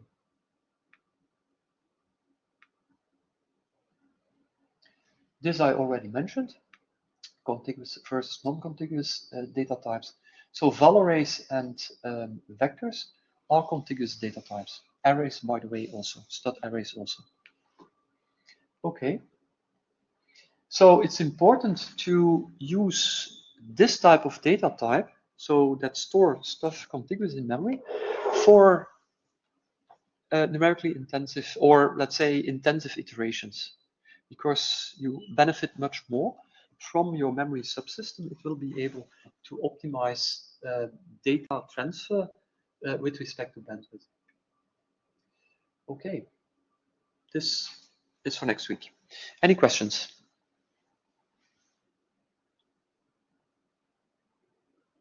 No questions? Okay. In that case, we conclude the session for today. And yeah, please ask, no problem.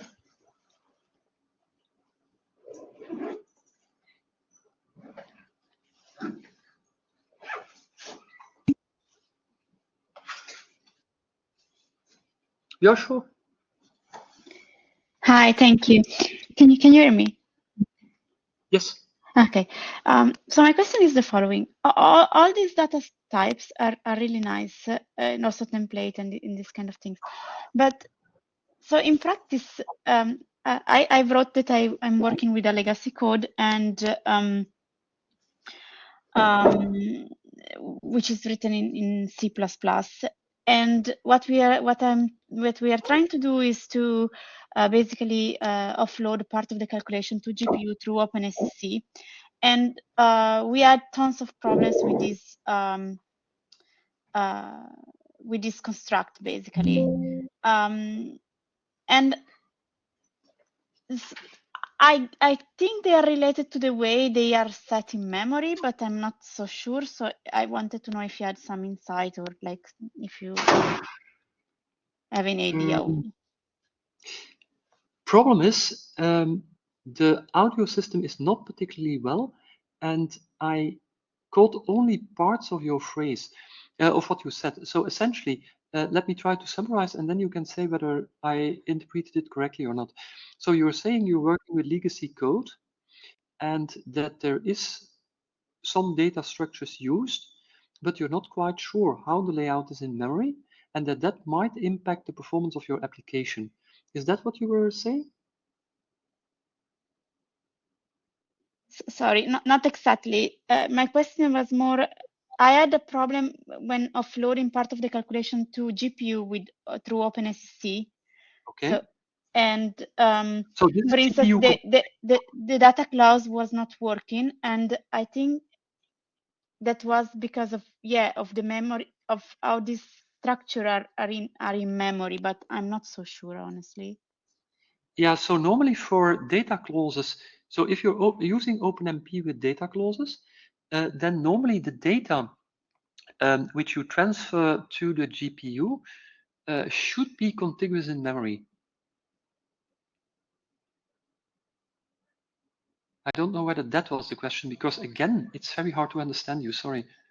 It's just due to the audio system. It's not your problem, it's just a problem here in the room.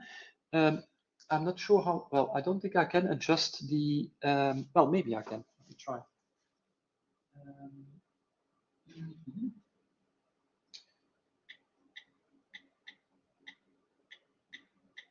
Okay, so now the it should be as much amplified as possible. So was that your question, which I tried to? But more or less, can you hear me better because I changed the audio. I took out my headphones, so now I'm using the computer. Maybe it's better. It's a little bit better, but still the audio system here is not that good. So I can do the following, because the question is a bit long. Maybe I can try to write for the next time, and then I copy paste just. Yeah, okay, or send me by email. Okay, yeah. Thank Send me you. by email. That's the Yeah. easiest. You find my email address in the presentation on the title slide is my email address. Okay. So basically, just use that, no problem. Thank you.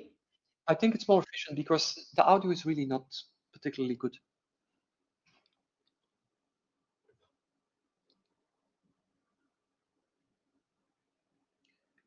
Okay, there is another question. Let me take my glasses. Can I listen? Yeah, the YouTube thing. Yes. Yeah, no problem. But if you want recordings, just send me an email. Because the reason I prefer it that way is, again, this is with respect to GDPR, this is all a bit iffy. And I don't really want to send the links to the recordings to all the people who registered because there are no shows and I don't think they should have the videos. So just send me an email and I'll send you a link.